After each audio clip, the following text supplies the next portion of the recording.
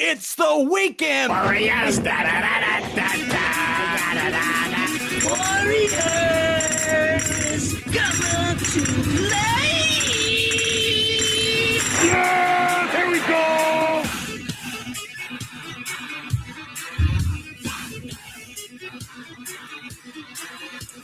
Good Saturday morning, everybody. We're broadcasting live from the Weekend Warriors studios in beautiful Peoria, Arizona.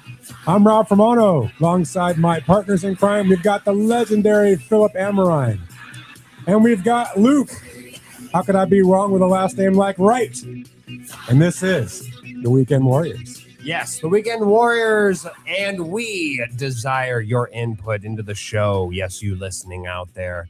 However you're listening to us, whether that be YouTube, the Book of Many Faces, or what, X. I just X. so desperately want to say Twitter. So say it. If you're coming to us from Twitter, There you go. then go ahead and join the show by Tweet messaging this. us. Yeah, tweet this, big boy. All right. Yes, but you come into the show, you comment, we'll read it. We've read worse, whatever it is that you want to say. We've read worse. We've read worse. Apparently. Just last week. Yeah. Absolutely. So good show today. We got some really good stuff lined up today. We're gonna start off with the Team USA Olympic gold medal. We'll just go there. We got some college basketball. We're gonna talk some WBC and some MLB, and then of course there's always some NFL to talk. So we got some NFL stuff with report cards and the combine news and some free agency stuff. And if there's time, Bitter Dolphin fan, we're going to announce our 3 soccer teams that we've adopted.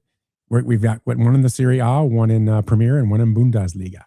So I know Phil's favorite section of the show. Let's start.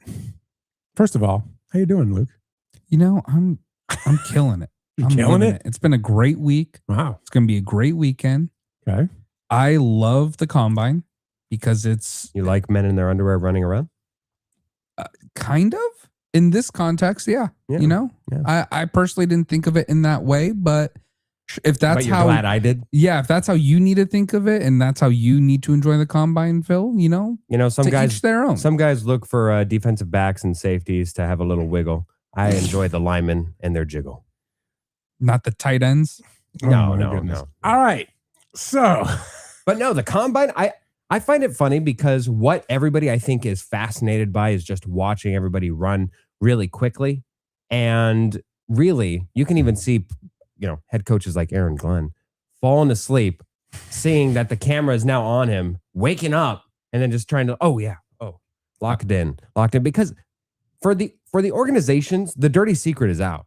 When certain organizations and teams that you respect aren't showing up to the combine, yeah, the dirty secret is the reason why you go to the combine is to get deals done, to go over there and talk about a Max Crosby trade. You already know what you're doing. Like you're maybe the combine affects a 6th rounder, but that's about it.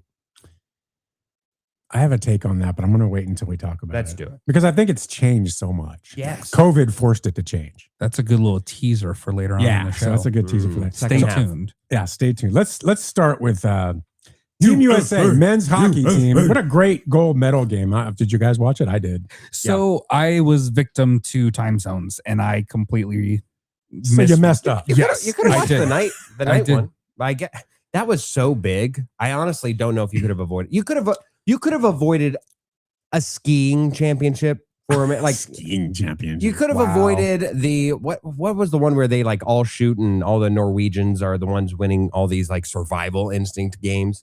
You could have avoided the results of that. Recreating in real time the Miracle on Ice on back-to-back games for both the women's and men's hockey teams was almost unavoidable. I was lucky enough to where I woke up early enough and I noticed fast enough that I at least got to see Overtime? the game-winning goal. Okay. I literally, Cool. I think I turned it on maybe 2 minutes before the game-winning goal. Well, you saw good parts then. So I saw the best part. Yeah. Yeah. So So just for people that didn't watch it, God, probably nobody. USA beat Canada 2-1 in overtime, which is kind of funny because the women beat them 2-1 in overtime.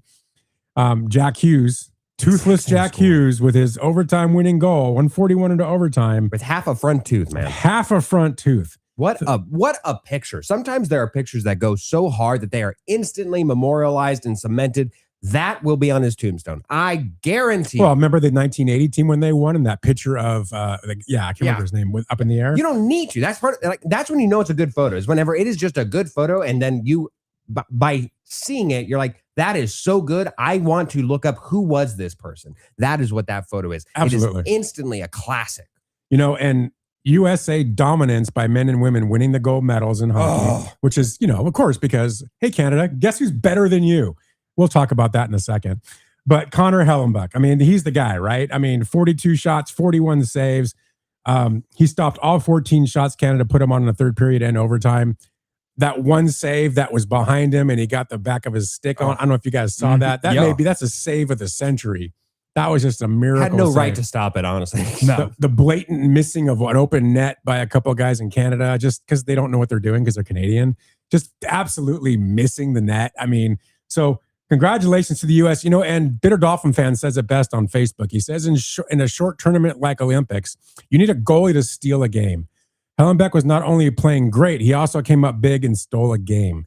And it just happened to be the gold medal game. In 80, Russia dominated the U.S. It was not like the movie Miracle, which is very true if you watched that game live, which I did. You guys weren't even born yet. Jim Craig came up big and stole that game too. What I mean is they both kept their teams in the game till they scored a game-winning goal.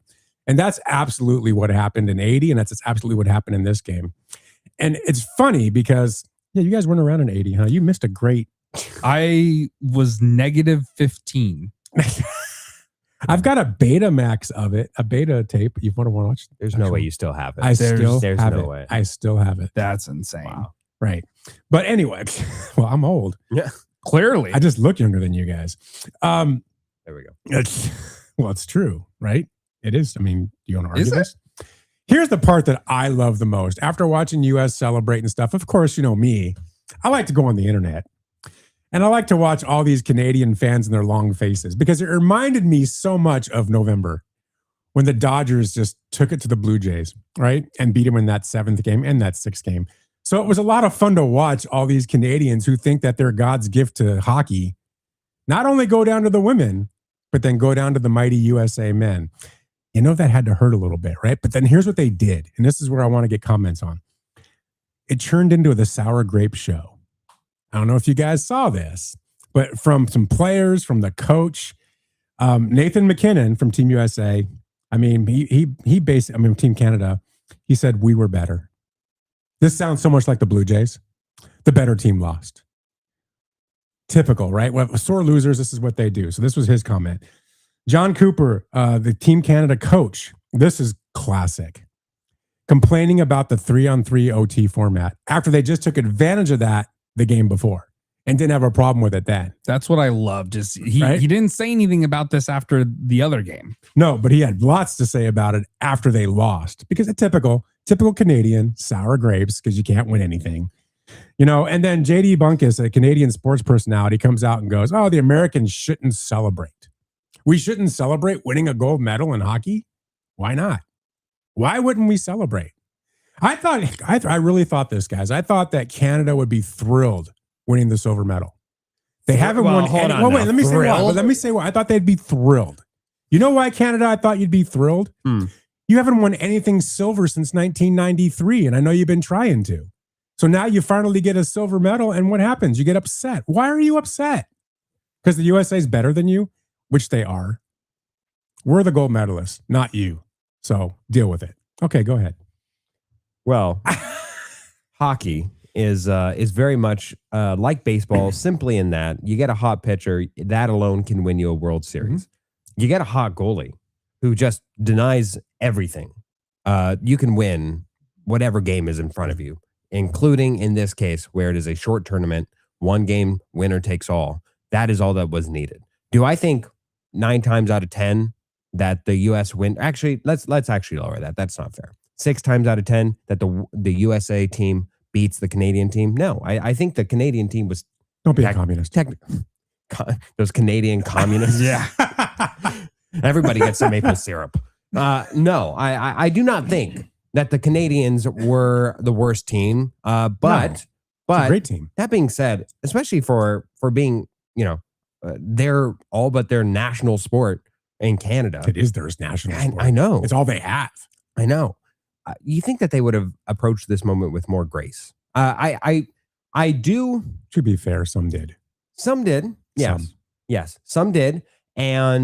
But look, at the end of the day, I can see why. It's certainly not without a bunch of egging that we have had. However, I gotta say, the ugly American in me came out the moment that we started to have a double touch controversy on our hands, and especially with that team winning gold at curling. Look, Canada. Oh my gosh. The score is even. The score is even, boys. Curling. You can't compare curling to hockey. I can, and I just did. Curling is better. No, it's what? It is fascinating to watch. It's so fascinating. You guys both are just out of your minds. Give me all. I will say, I think the funniest moment out of all of it. The trick shot? No. Oh. And you know what I'm talking about. It was the moment where Canada lost. They've had zero time to decompress. They're still in all of their pads. They're still like overcoming the shock of this loss, the anger of it, and they get handed the plush mascots of the Winter Olympics game. And there's just that picture. And you all talk about immortalized pictures of the Canadian, I think he was the captain. Just McDavid. I think maybe, I don't remember who the picture was of, but it was just them staring down at this plushie in absolute disgust and anger. They were pissed. Yeah. And that, to me, that was, they were disappointed. That was one of the best moments. And here's the thing. I think that in the long run, those plushies were probably a good idea for most of the competitors, but we gotta know a time and place. And that was not the time or the place to hand a bunch of grown men who had just had their heart ripped out and stomped on plushies. Was it their heart or was it their pride? Both? I think it was their pride. I think it was Sidney Crosby, bitter Dolphin fans telling us. Oh, okay. Thank you. Which honestly makes it even better to me. It wasn't just any, it was a true concession prize. Yes. And it was just like, he's had this legendary career, and in one of the final pictures of it is just him staring down at a little plush in pure disdain. What they should have given him was a bigger plushie than the gold medal team, so they can, cry their tears into their plushie. And then the U.S. team gets a little small plushie because they really don't need it. True. Right? That'd be the better way of doing it. So you don't want the big plushie. But I think where we are all correct here is why there were some on the Canadian team that were just acting out and just acting so out of character and unsportsmanlike. Because they're bitter Canadians. Because they are, I wouldn't go bitter. They're bitter Canadians. Because they are bitter and disappointed in themselves. Because they can't win a Stanley Cup since '93. They haven't been able to do it. And they've been the favorite many a time, if not every single time that the Olympic puck has been dropped. Right. They can't win a gold medal from a USA team. They won the Four Nations tournament. I mean, that they should have been by all rights been the favorite, should have won this tournament. They were. And the fact that they didn't, I think, just goes to show how much of a disappointment they were unto themselves. Like the men's Olympic hockey team for the USA, that wasn't even the best team that we could on paper construct. No. The Canadians did put together the best team that they could construct on paper. They put together the all-star format, bring everybody you can. They went for it. They did the dream team. They did. Yeah, they did. And it became a nightmare. And in the end, the USA team chemistry above all, to where you put together two brothers who have played together, obviously since birth, since they were both two pairs of brothers. Two pairs of brothers, yes. One who scored in the semifinal, one who scores in the gold qualifying game. Awesome. It's just, these are the things that where you consistently find that in hockey, especially in a 7-game series, but now you'll see on the Olympic stage, team chemistry matters so much. So does a hot goalie. Yes. Those two things are, to be fair, I mean, we can say like, hey, we won, and gloat all about it. That's why you can say it feels like we stole one. Like it feels like we just staved off. Like even from that first goal, you could see that the Canadians were doing their best to try and right the wrong. Do you find any fault in the overtime rules that are different in an Olympic game, Ralph? The 3-on-3? Yeah, the 3-on-3. I'm not a big fan of it.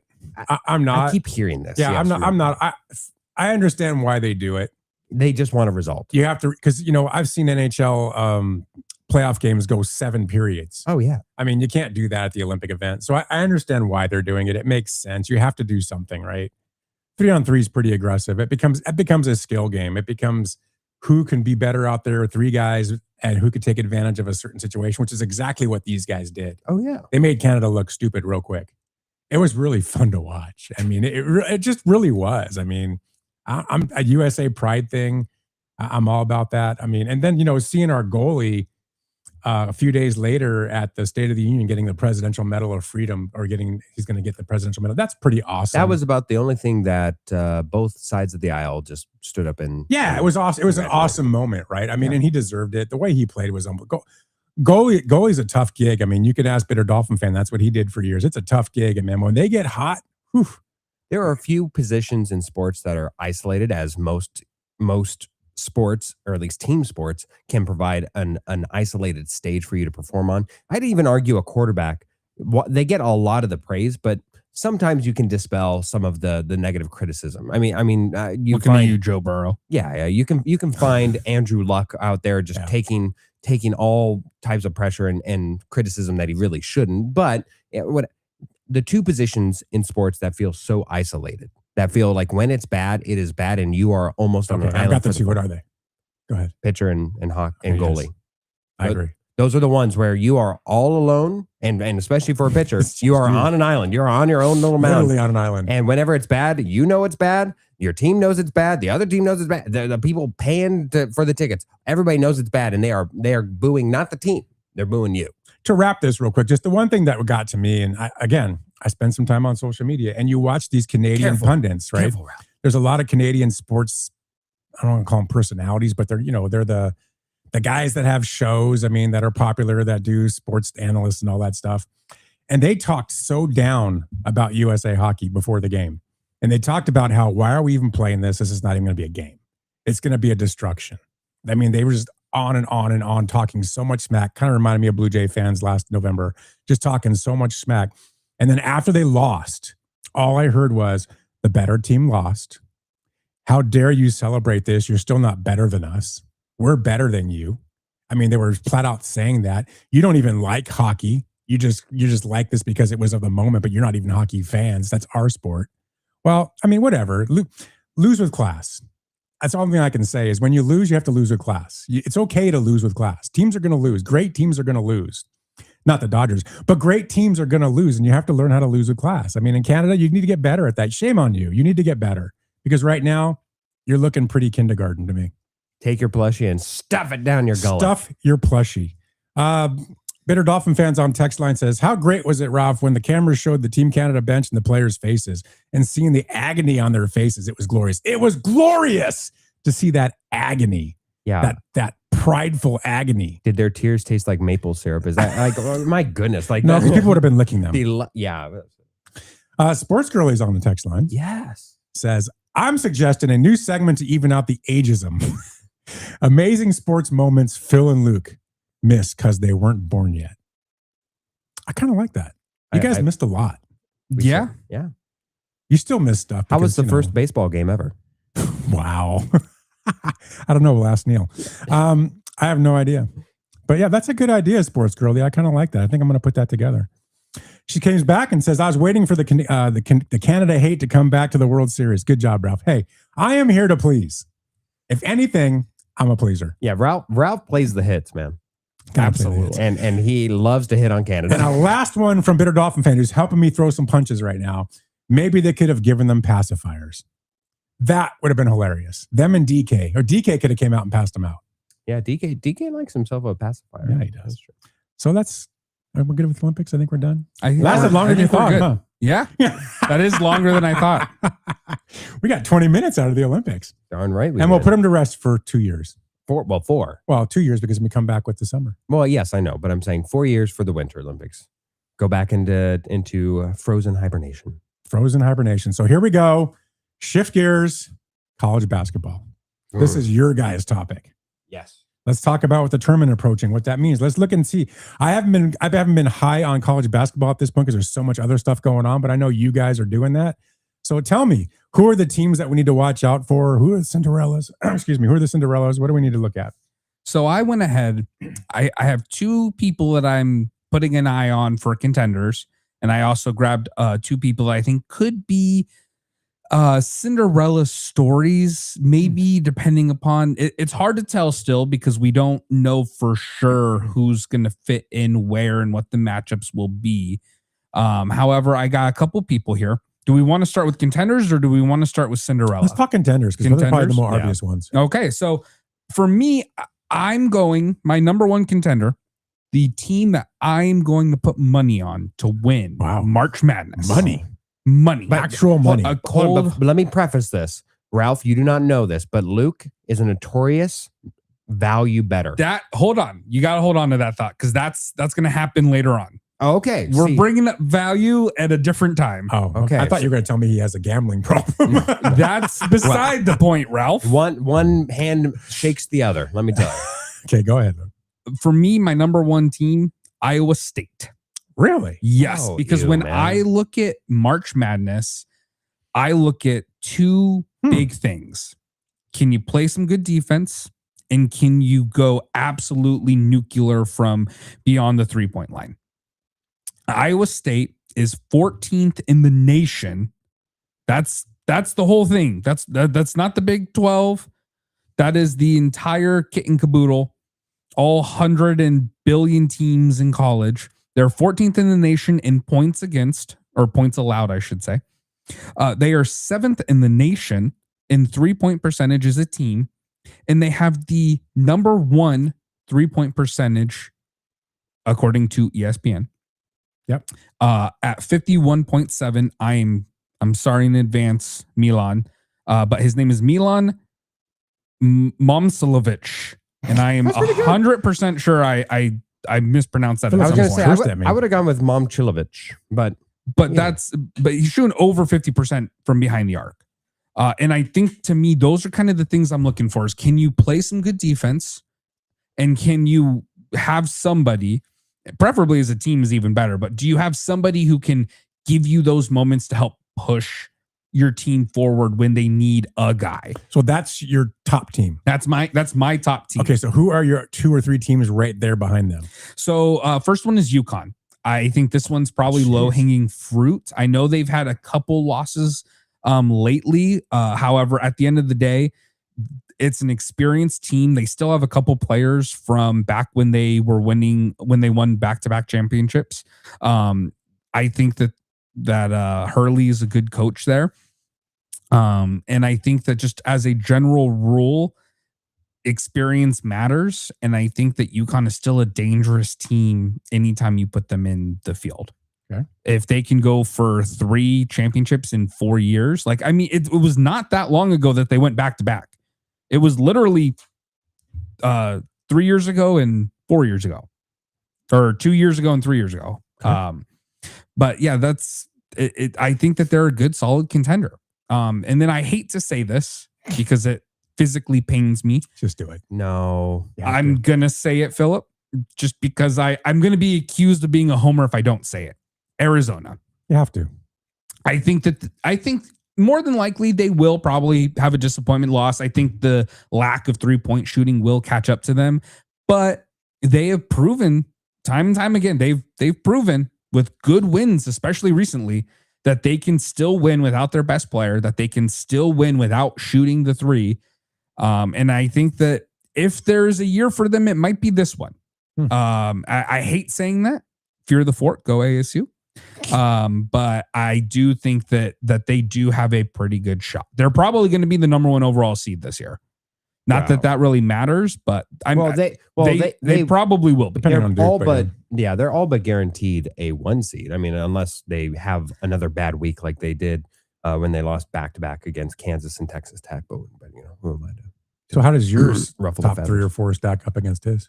Well, I have to go with I love me some Houston. Look, it was historic when they lost. Sorry, Houston when they lost to Arizona at home for the first time in 3 years? Yeah, absolutely. Okay. Just want to make sure. Here's what I look for in a team. I like a team that's not surging. Really, this is kind of across sports, but also across basketball and for the. I'm not looking for a team that's soaring right now. I want a team that has a little strife, has to deal with a little come to Jesus moment, and you got the coach who I believe in, who has experience, who has a bit of savviness.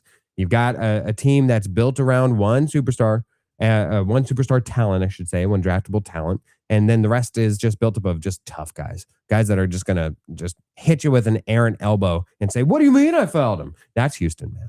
Houston. It is insane how the Big 12 flips entirely from being the dregs of college football to being now a premier basketball sport all itself. It used to be the Pac-12, but now the Big 12 just has turned into a basketball powerhouse.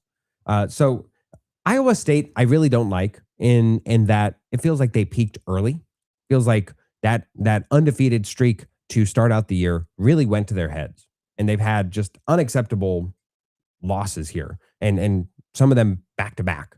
Also, I mean, I don't know what's wrong with liking Duke. Like, I like Carlos Boozer. He seems reliable. I realize that we've had a bunch of times here where Duke has a flashy top player and prospect where you can't trust them because they're not reliable. But you look at like Kentucky whenever they had like Anthony Davis, where their superstar talent is a reliable guy. Like, what he brings to the table is efficiency and reliability in production. And with Carlos Boozer, you look at where he may be as an NBA prospect, that's one thing. But certainly at the college level, he's reliable. He's got good moves. He's got good post moves, and he's lived up to the projections of just reliable. To be clear, do you mean Cameron Boozer? Cameron Boozer, not yes. their father, Yes, Carlos. Yes, absolutely. Yes. Okay. Well, he was good too. Yeah, He wasn't bad. Yeah, he was great, except for unless you're in Cleveland. He was great. I don't know if I have another contender. I still need to get fully into. Who's your top team then? Duke? Oh, no. My top team would be Houston. Like, my top team that I will be betting, that I will be placing a wager on to win it all will be Houston. I guess I'm close to you guys, but I like Duke. And there's one reason that I like Duke over the other teams you guys are talking about is defensively. They seem to have the best defense of the group that you talked about. And when you get into these tight games in March, that's going to play a role. That's going to open them up to letting that top 10 offense score some points. So I like them as the number one. You can't discount Arizona. I agree with that, or Iowa State or Houston. But you're not talking about Gonzaga. I think we're disrespecting Gonzaga a little bit too. Who have they beat? I mean, that was my thing. And that's the exact thing that everyone always says. Who have they beaten? But I don't care who they've beaten. We've seen in the past with Gonzaga where they can go on a run in the tournament. They're 28-2 right now this year. I mean, that's a solid group. Oh, and they that's did beat Arizona State. Yeah. Oh, big deal.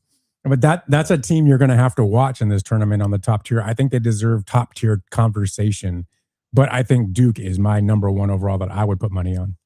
I think Duke is a good pick. I don't disagree with Duke either. Duke is probably right there at my 4 or 5 spot as well. And Gonzaga, again, I'm not out on them. I think that I just don't think I trust them. Oh, they got blown out by Michigan early in the year. I forgot about that. 40-point loss to Michigan. Yeah, early in the year. Well, and they also lost to Portland, not as early in the year. But no, I do see where you're coming from. Like, Mark Few himself can inspire hope and everything else, and he certainly has the experience of navigating a tournament. So I am very excited because it does feel like, I think across a lot of sports right now, but in college basketball as well, I think there's just so much potential for so many people. I could see really any of the 1 seeds, any of the 2 seeds. Like, there aren't really any of those like top teams right now that I personally am like, yeah, there's no way that they have a shot. It truly is, for me, it's just splitting hairs based off of the things that I look for in teams. And I think that we're going to have a really fun and exciting March Madness this year. I think it's going to be interesting this year. There's a lot of really good teams this year, where I felt like in the past you've had those couple that are just like way ahead of everybody.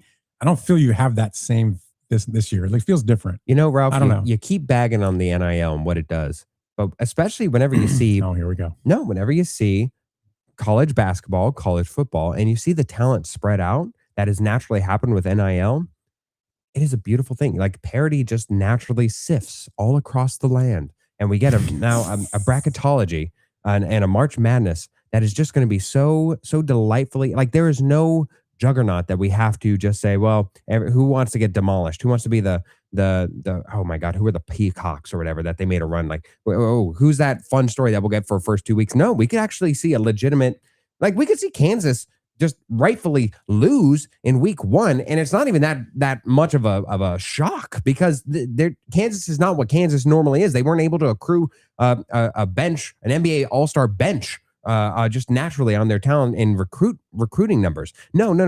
Now they can get one guy who is unreliable, and if he's the unreliable guy, he's the pseudo quarterback of your team. The rest of your team just falls apart. Love it. Do you love it? If you had to pick a Cinderella, one team that you think could actually make a what run. do we qualify as a Cinderella? A team like that, what ranking? Unranked? I went for anyone who's currently projected to be a double-digit seed in the tournament. So 10 and below. That's what that was my criteria. That's good. Good. So your criteria is a 10 and above, I guess. I can agree with that. I just want to make sure. Who's your one team that you feel could make a run? Two things. Who's the one team you feel that can actually make a run as a Cinderella? And who's a high seed that you think can get an upset win in the first round?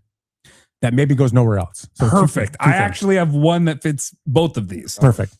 Miami, Ohio, I think can make a deep run. They are the epitome of a small, scrappy school, 8th in the country in 3-point shooting. And I think that they can absolutely, they're undefeated, by the way. Yeah, ranked number 25 in the coaches poll. Yep. And I truly think that if they get hot, they just need 1 or 2 people to get hot.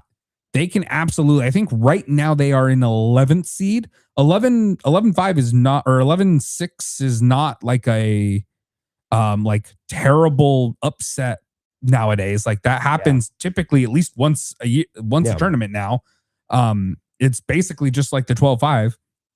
And so like I truly believe that we could see something happen there where they could possibly make a deep run. And then for someone who, and this is me just again going off of Joe Lenardi's bracketology right now, so this could change, but a team that I think that could make a quick 1-round upset, Belmont.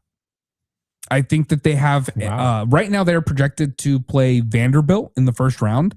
I think Belmont's been playing really good. Again, some pretty good 3-point shooting. And I think that they're playing a shaky Vanderbilt team that started off strong and has kind of started to collapse in the back half of the season.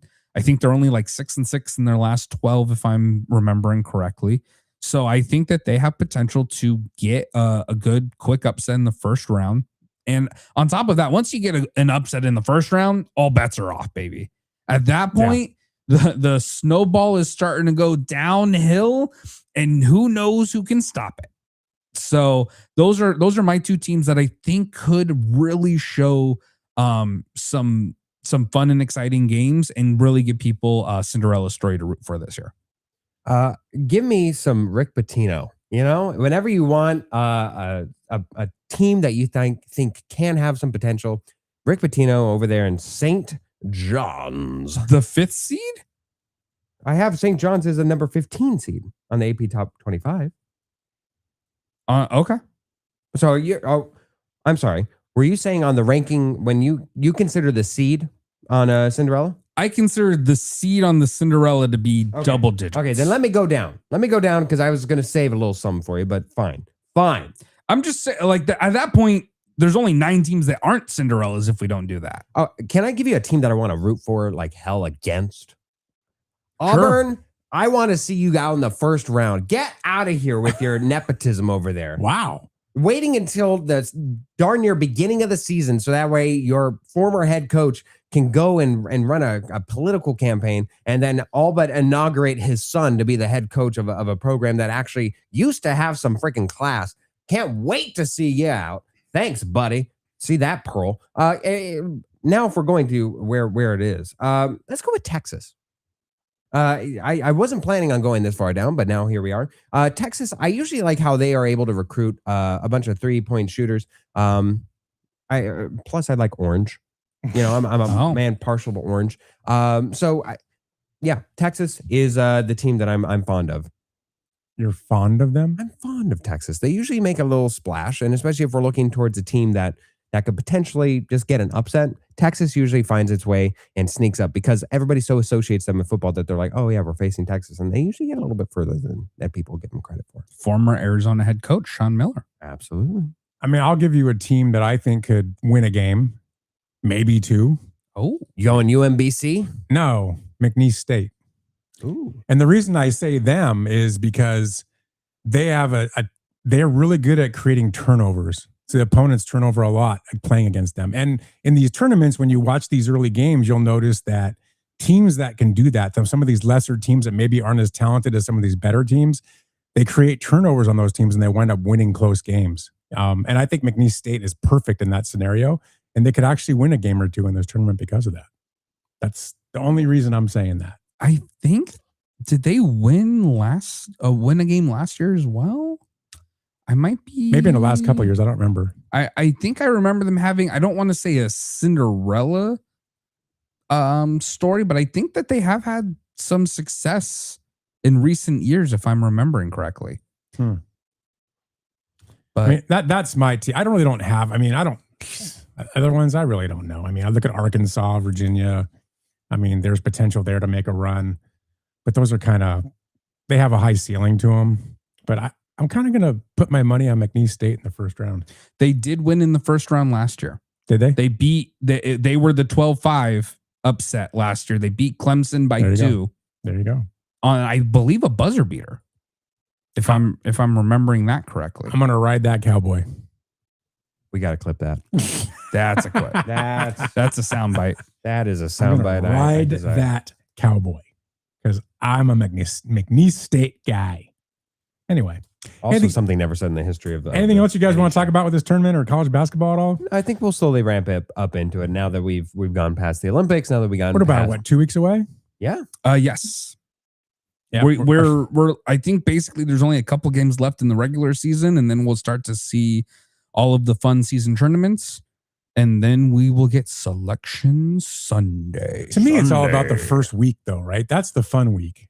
That's when you get all the upsets and all this weird stuff going on, you know. I love the first week and a half, maybe 2 weeks when there's games on all day, every day for the first week and a half. That to me is peak. I think you can have, because of course the bracket breaks into 4 quadrants, right? So I think you are allowed to have maximum chaos in one quadrant. Just isolate it to one. That's where I draw the line. Once you get to 3 number ones are down in the first weekend, it's fun in the moment, but then it loses a lot of its luster the further on into the tournament you go. So if we can isolate it to 1 number 1, but Michigan loses because all they've got is a bunch of seniors who are tall and they can't shoot anything worth a lick.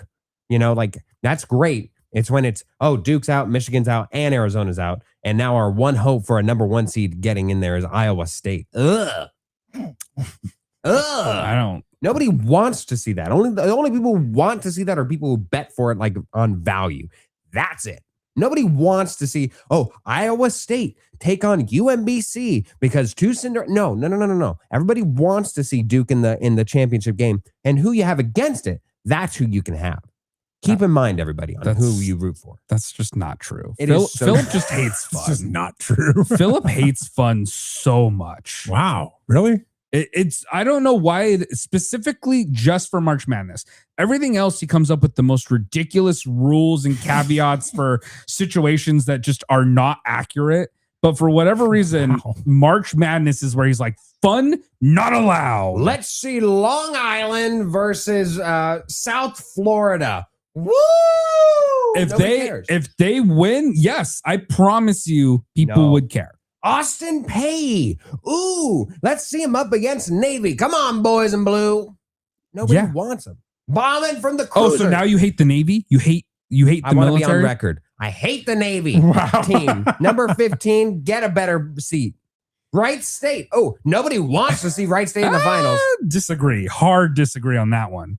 Wright State and kids want to see him. Liberty versus Belmont. And that's the other thing. It's the straw man fallacy here. He always has to go with these like completely impossible scenarios that are never going to where happen. their most memorable moment Like, in history is when a team died. Yeah, let's get them in the final. Wow. That was definitely probably just a tad too much on that one. Let's cross the line on those poor kids in that plane crash. Good job. Yeah, but like God forbid we have Gonzaga and Miami, Ohio. Like to Philip, that's a nightmare. Awful. That's the worst thing that's ever happened. A 3 seed and an 11 seed. I'll be honest. Even seeing Illinois in the final might be a bit of a snoozer. That's just not just because you don't like basketball does not mean that that's Austin. a snoozer. Ooh, let's give them their shining Oh moment. my gosh. If they earn it, if they earn it, give them their shining moment. Can we switch gears? Absolutely. I guess. WBC. Let's talk about that. Did you see the opening like promos for it where I have not. where Shohei Ohtani is just melting into the Japanese flag? Yeah.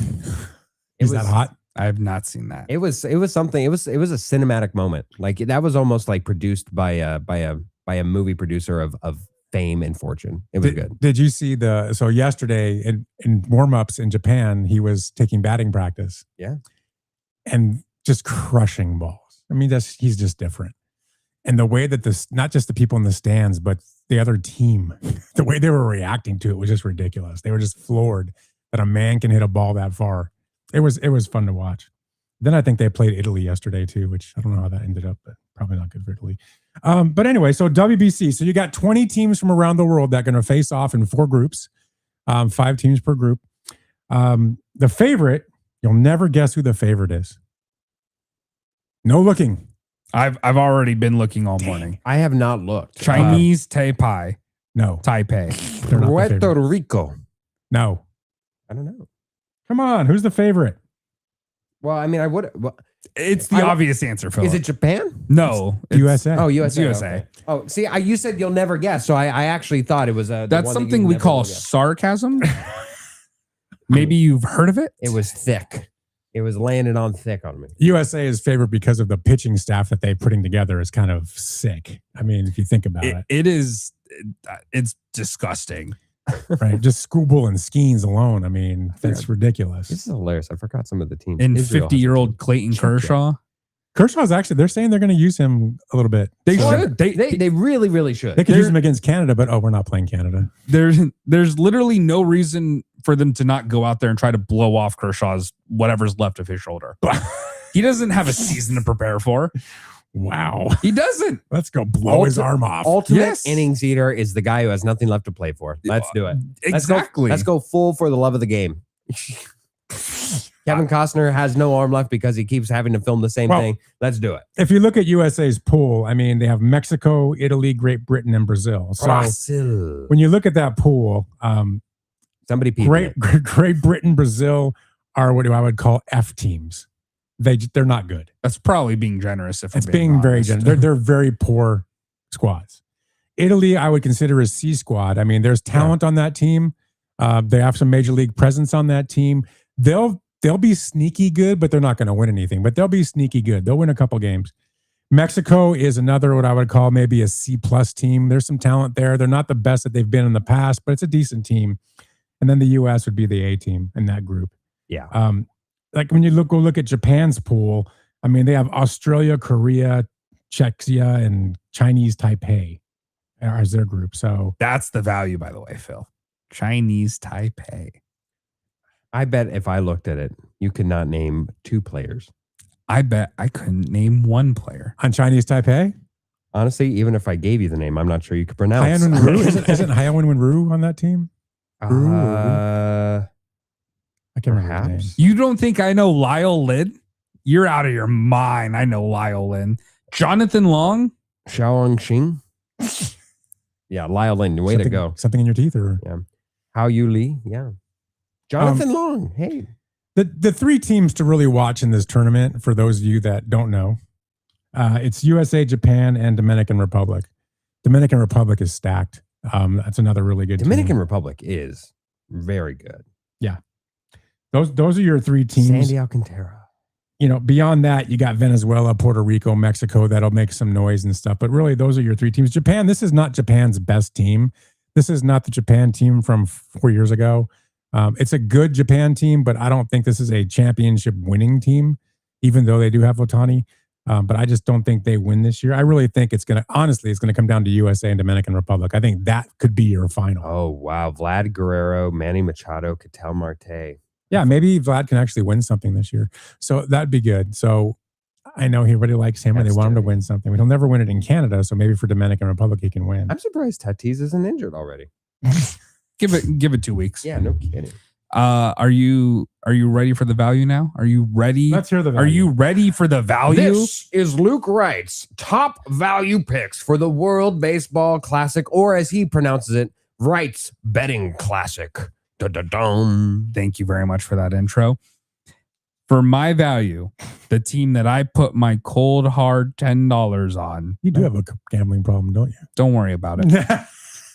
Coming in at plus 850. Brr, brr, brr, brr. Venezuela. Oh, yes. Is this because Maduro's gone?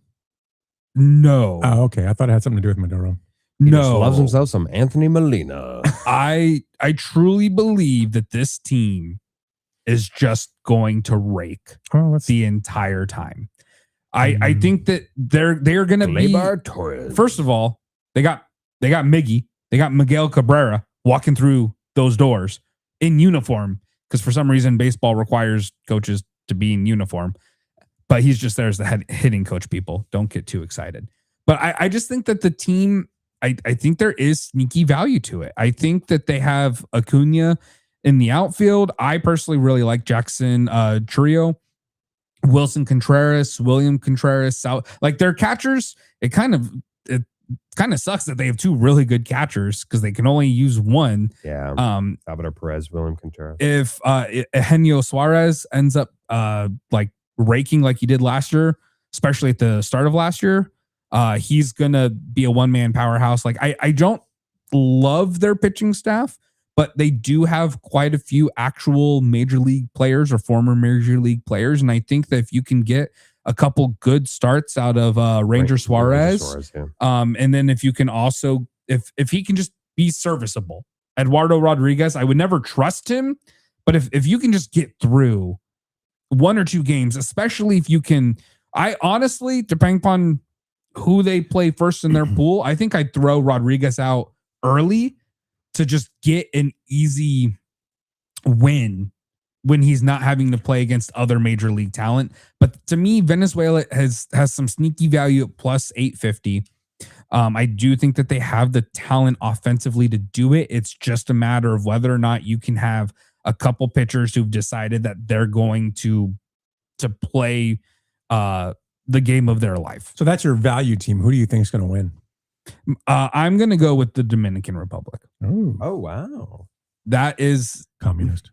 Right. that is true. Which Well, they have a talented team. Which in a way it doubles my bets, but hurts my bets because they are in the same pool. So only one of them could even make it to the finals. So I'm kind of really doubling down on this, but I do like their pitching staff quite a bit. Obviously they also have enough talent on offense, on the offensive side of the ball.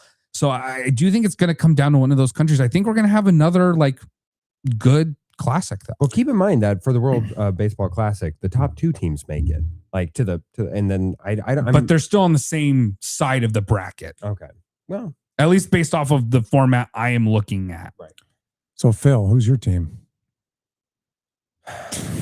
Canada. No, I was going to, wow. That'd be awful. No, let's go home. USA, baby. Yeah. Yeah, I mean, again, you'd like to say Japan, but with Shohei Ohtani not committing fully with pitching, I think that greatly diminishes the value. I mean, there's a reason why Shohei Ohtani is umpteenth MVP, 4 years in a row, just depending on which side of the comp or the league he's on.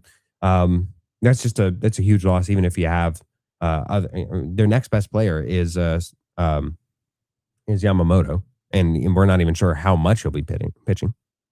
So I'm going to go with USA and actually root for the home team. Shocking.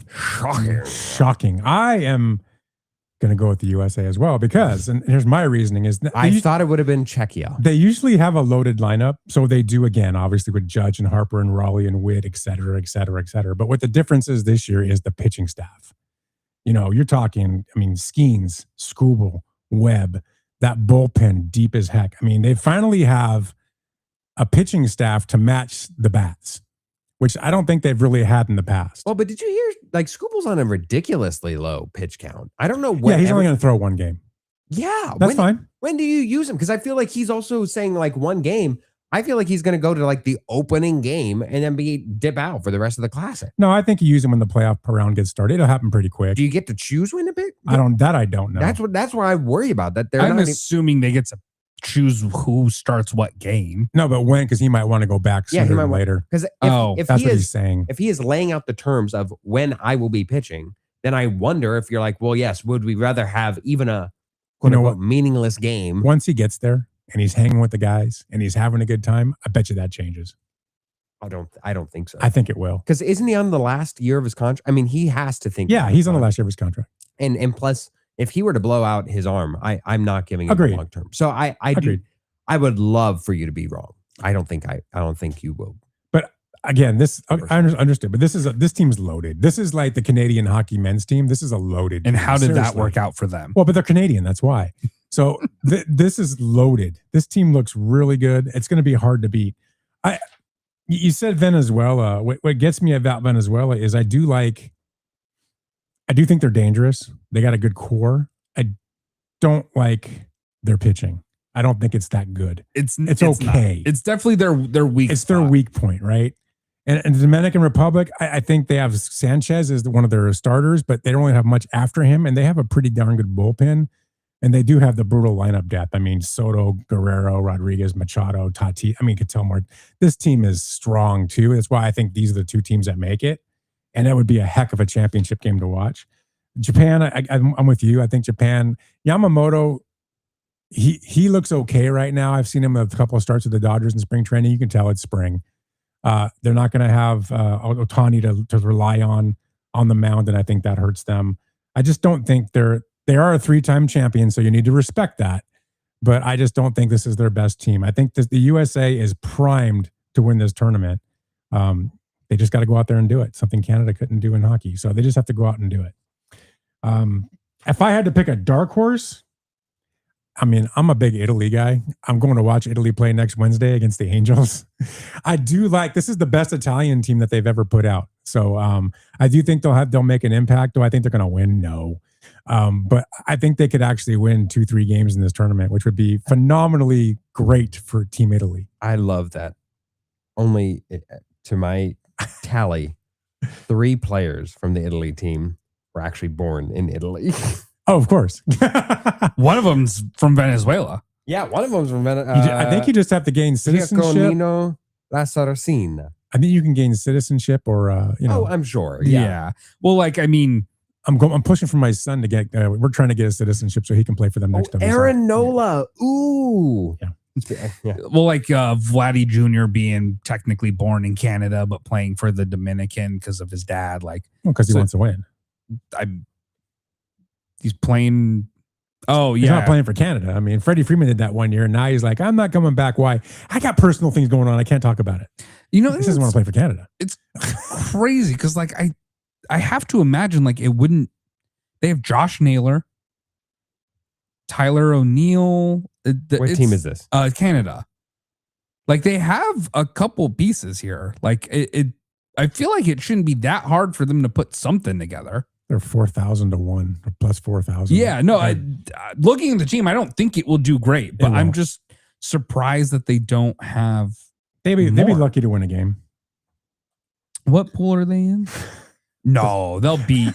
Actually, they'll be lucky to win a game. They'll beat Cuba, and I don't know. Cuba's not bad. Yeah, but they're going. Oh no, their best shot's Colombia. Yeah. That's who's on Panama? Panama's, well, actually, you know what? I'd say their best shot's Panama, not Colombia.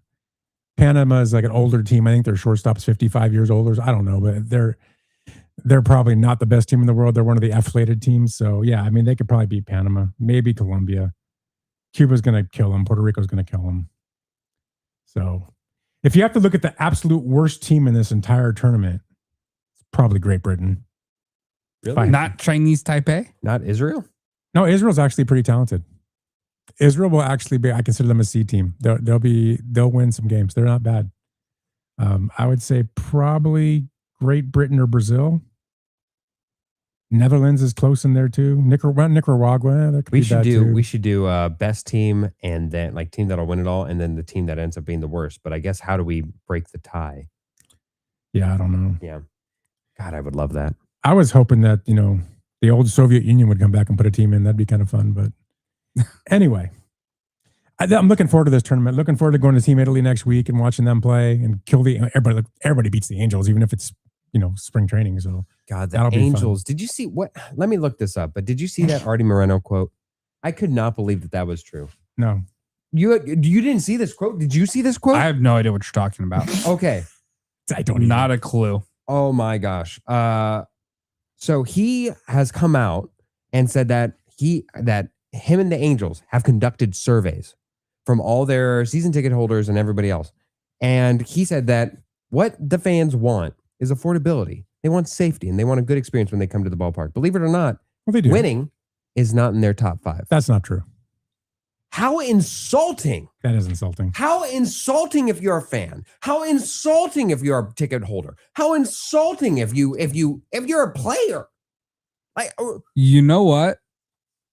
I think that he's probably just lying, but I also could easily see that they purposely worded the survey to make people think of things that are not Fair. that are not specifically about winning. Like they probably worded in like what areas, or maybe it was even like a drop down thing, or you know, mold like boxes.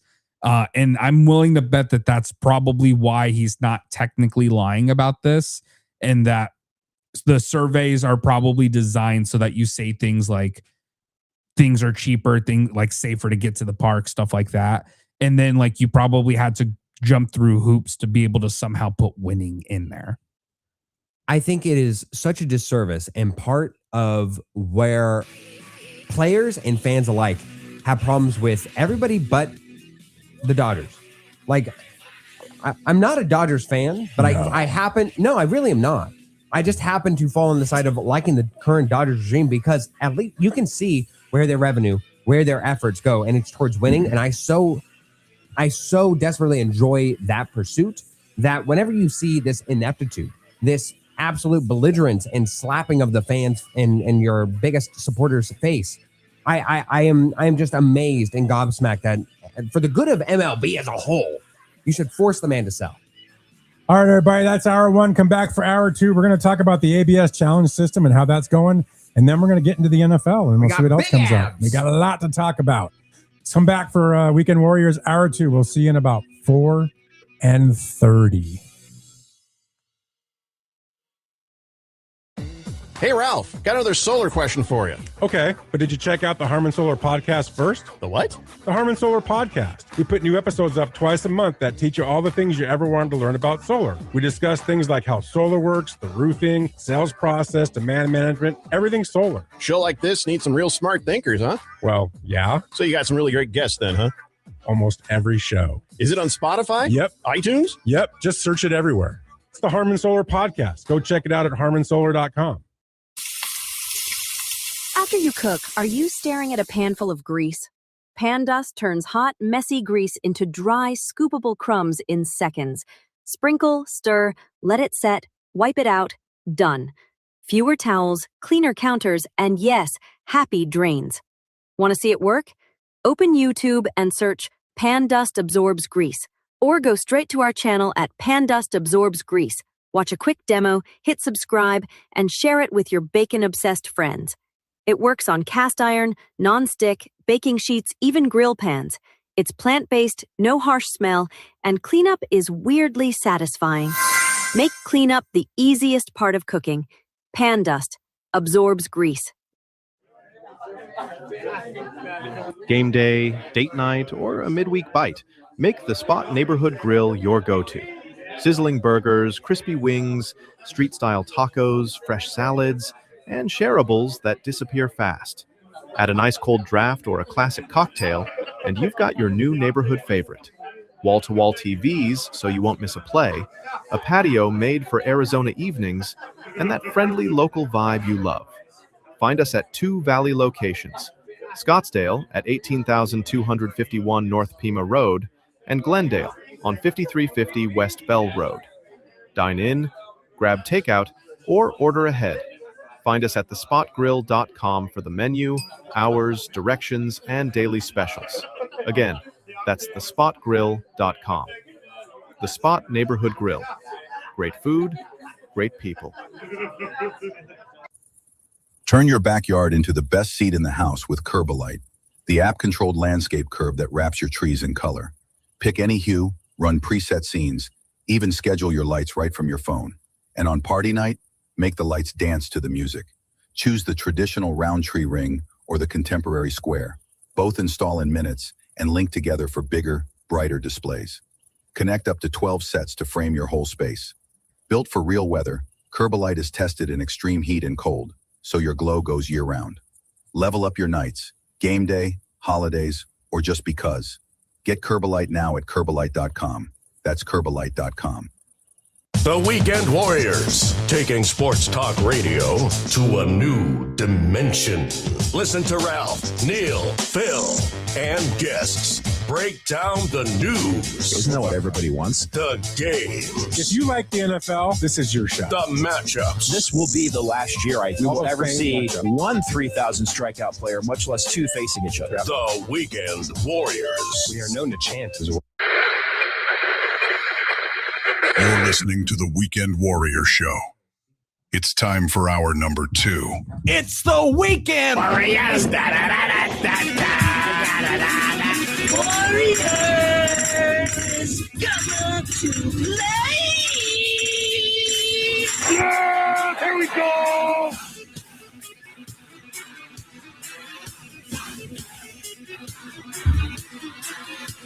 All right, everybody. It's a little bit after 11 o'clock here on this Saturday morning. I'm Ralph Romano. Alongside my partners in crimes, we got the legendary, Philip Amorine.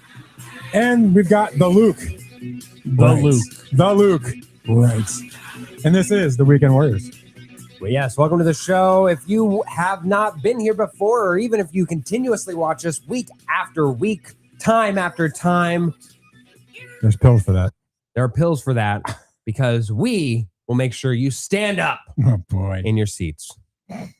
And if you want to stand up with us and salute, then you can join us by commenting wherever you find us, whether that be Twitter/X, whether that be Facebook, whether that be Instagram. Go ahead and join us and comment. It's YouTube. There we go. YouTube. You make sure that you follow us wherever you have. And wherever you follow us, you can also comment and join the show. Please, because we need your help in deciding whether or not you enjoy watching Colgate versus UMBC and the NCAA men's final bracket. But please. This is what Philip does for everything. He picks one specific scenario that he's right that never happens and ignores all of the other ones where he's wrong. He does in fantasy football all the time. I love Belmont. All the time. The track or the team? Back-to-back champs. All right, everybody. Now that you haven't turned us off yet, let's continue down the MLB. I want to talk about the ABS system. We all know the automated balls and strike system was put into play this spring. I've gone to a spring game already. Have you guys gone at all? Not yet. It is on the agenda. It's on the agenda, just like getting married. Okay, we'll see if that happens. So it's on the agenda. So I've been out to a game and watched the game and got to actually see the ABS work against our friend of the show, Ronan Kopp, who had a called strike, and because of a half an inch, it turned into a ball. So that was kind of interesting. But let's explain what that means, what that is. So the ABS system, it's a challenge. It's the ability to challenge balls and strikes this year. Each team gets 2 challenges per game to dispute a ball strike call. If a challenge is successful, that team keeps the challenge. So you have 2, you get it right, you get to keep, you still got 2. You get 2 wrong, you're done. So there's a science to this. Pitchers and catchers or the batter can initiate the challenge by immediately signaling to the umpire after that pitch that he wants to challenge it. So there's a strategy that's going to have to go around that. So what are we seeing so far in the spring? It's been interesting. There's been, we've seen about 23 challenges so far, and 13 of them have been successful. So 56.5% have actually overturned an umpire call. You know, that's going to just piss off the umpires eventually, right? The one thing we saw, which I thought was really interesting, so Paul Skeens actually had 4 called strikes and overturned against him in one spring outing. 4. That's a difference maker when a pitcher loses 4 strikes throughout the game. I mean, so it actually changes the game for him a little bit, rightfully so. If it's not a strike, it's not a strike. But we're seeing where teams are able to utilize this against some of these better pitchers that get the call because of the name on the back of their jersey. Sometimes it does happen. They get a little bit more respect, right? We talk about that in football with where a veteran will get a call over a rookie. Well, you see that in baseball as well, where a veteran, especially a good veteran, is going to get a call here and there sometimes. So I think this might even the playing field a little bit for some of these pitchers that are getting away with some of these really bad strike calls. And obviously, it gets rid of the Angel Hernandez factor, right? Imagine if you had Angel Hernandez still in there, you'd be doing an ABS challenge like every other pitch. It would malfunction. It would overheat from overusage. Yeah. So it really does. One thing it's really doing is the teams are having to step back and they're having to go, okay, how do we approach this new thing? Because it's like a new skill set you're going to have to bring into your organization, as far as somebody that's probably going to own this, that's going to have to show other people, how do we take advantage of this? What's the strategy around it? Who's going to actually be allowed to call the challenge? Is it going to be pitchers? Never. Is it going to be a catcher? Probably. At what point are there going to be innings where he can't do it, or situations where he can or can't do it? There's a lot of strategy around this, and the batters as well. Batters can be hotheads just like pitchers, right? He gets pissed off. I can see a Machado sitting there going, nope, I don't like that. And then he gets, hung out to dry, which I've seen a lot of in the spring as well. So it really brings a new thing to the game now that they're really going to have to figure out. I think it's going to take a while. I think that it is doing it in spring training. It's always going to look a little funky. The league is telling them, try it out, use it, like abuse it, try and break it, get comfortable with it. We're going to see it happen a lot more, especially because the games don't matter. Right. So we're going to see it happen a lot more here. I saw the clip of an umpire got 5 consecutive calls overturned. Wow. Over literally one after relegation. Another. Yes. And finally on the 6th one, when he got it right, the crowd could literally be heard cheering in the background. Like, yay, you did your job right one time. Yeah, he must have been pissed. And I think it's going to push out a lot of umpires, not even just because they're wrong, because they clearly, like Angel Hernandez doesn't care if he's right or wrong, but it's going to push them out because they won't be able to fight back against that. At the end of the day, they will be proven wrong. They will be embarrassed. And after it happens, I think there will be times where we will see 10, 15, 20 challenges in a game, because if it is right, I hope not. If it's right, they get to keep going, which they should. And I think that you're going to see that strategy, though. It's going to happen a lot more later on in the game. It's going to happen a lot more in, bases loaded situations. You're going to see people be more strategic about it, but I think baseball allows you the option to be more strategic. The key thing here is, according to what I'm reading here, the only people who can initiate the challenge is the batter, the pitcher. Or the catcher. Yeah. And so the managers, they can obviously try a quick signal, but it has to happen immediately after the call. So you're trusting. Who are you trusting? Which batters are you trusting? Which pitcher are you trusting? Which catcher are you trusting? Because I agree, all of these people are going to have emotional ties to each call because they don't get the little box in real time. Right. So I think it's going to be really interesting to see how this plays out. I do think that this is the right direction for the sport. I think the pitch clock was the right direction. I think this is just adding on to that. And I think we're going to get to the point, thankfully, where umpires are going to have one of two choices. Your job will be obsolete and you will go away entirely, or you will learn how to be good at your job. And the Angel Hernandez's, the CB Buckners of the world, they will be forced out of the sport as fast as possible. I wonder if this does not renovate the viewing experience for those at home. Because if you begin to trust so much to a legitimate level that you no longer need the bowling bumpers, the tricycle wheels of the pitching box, because you can just trust that whatever's being called is a true ball or strike. I wonder if that's something that gets renovated and gets to where this can fully effectively be done. So a couple numbers that have shown up, and where last year, of course, it was used in AAA, is that over all the percentages of pitch for the entirety of the year, only 1% of the pitches were challenged over the entirety. So that's like what, 861,000 pitches were had, and only 9,432 were challenges, which averages out to a little over 1%. Okay. So I want to see how directly that correlates to now we'll have the full entirety of the MLB regular season as much as it is. We'll see how that correlates. But also, the other number that I thought was fascinating is that for AAA games was, just because it was 1%, it was almost assured at 98.5% that there would be a challenge in the game. So I wonder if it becomes something akin to the NFL Coaches Challenge, where at a time it was found to be perhaps obtrusive to the whole process of the game. It was thought to be, well, what happens if they get it wrong, and have we made a punishment so much?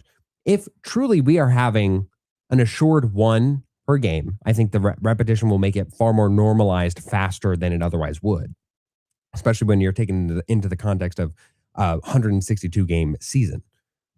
I do wonder whether or not we will also implement the importance once again into managers, because the managers who are able to effectively either use this on the fly themselves or be able to implement trust and teach and implement knowledge on which ones to call, whether or not that's saying, hey, this particular umpire crew is usually much more wrong, so be on the ready to call it out, and I trust you to call it out yourself if you see it, versus not. However that happens, there's so many fascinating aspects to the game that having a reliable ball and strike zone that is true to form is just such a godsend, such a breath of fresh air, Ralph. I don't think that the manager will ever have access to this. I really don't. I think that's what they want to avoid. They don't want to turn it into what the NFL has with they being challenging MLB as a MLB. whole. They don't want to turn it into like in the NFL, you have the ability to kind of listen to somebody upstairs and get all the way up to the next start of the play. They're not going to do that. They want this to be pretty instant. They don't want this to turn into a circus. Otherwise, it will turn into a circus, which I think it's going to be anyway. But I think. So, are you against it? No, I don't know that I'm against it yet. I think it's going to be a very emotional thing. Unfortunately, I don't know how you get around it being emotional. As a viewer, as someone who's been in the game and saw it happen during the time where it probably is going to happen the most, how much did it take you out of your viewing experience? How much will it take me out? How much did it when you went to a spring training game? No, it didn't at all. It was love fine. hearing that. I guess it was fine. It was instant. To specifically address that question, Ralph, how much, because we see this in the NBA, we've talked about this even prior to the show, of foul grifting, right? Of where they're calling and demanding for a penalty or whatever. Yeah. But we all know as humans, sometimes that's why it's grifting, because you intellectually know, you're like, he didn't actually, but I think I can sell this, whatever. The question is if there is a challenge that is not, and like you said, it's going to be an emotional thing, do we trust that they will be intellectually honest to say, I legitimately believe and have faith that this was a bad call? I've never met a batter that didn't think a strike was not a strike. As a borderline strike was not a strike. I mean, it's emotional, man. Baseball is a highly emotional game. You don't really think it is because it's a slower paced game, but there's a lot of emotion on that mound. There's a lot of emotion in that batter's box. And I think this will make the game interesting. And I think I really think when you have the bad umpires, like you talked about, that 5 in a row were bad, I think we're going to see those types of umpires have a high tendency to throw people out of a game because things are going to get said from the dugout. Dave Roberts or another player or somebody is going to start saying, dude, are you kidding me? Can you learn how to call a ball? Because now you've got factual proof that the guy can't call a strike. Yeah. Right. So I think it's going to get emotional even for the umpire. And I think that's going to lead to some really weird situations. It's just going to. And you know how batters are. They're going to walk up there and say something stupid to an umpire and just get tossed. We're going to see that happen. Yeah. We're going to see a batter walk up and before a pitch even get tossed. It's gonna happen. So I think it's going to be interesting. I'm not sure if I like it yet, but I do like the fact that I've always thought the umpires have way too much power. Way too much authority. Angel Hernandez is the prime example of a guy that was terrible at his job. He was basically a meteorologist. He was terrible at his job, but he never got fired or never got anything happened to him. And I really think this is where they need to bring in some kind of a relegation penalty for these umpires. If you have a low percentage, if you can't keep a certain percentage of positive on your balls and strikes, you need to go back down to the minors and get better. You can't just stay up in the majors. And I think what's so brutal about it is, and this is true of every league. Every league loves to say, no, there's punishments.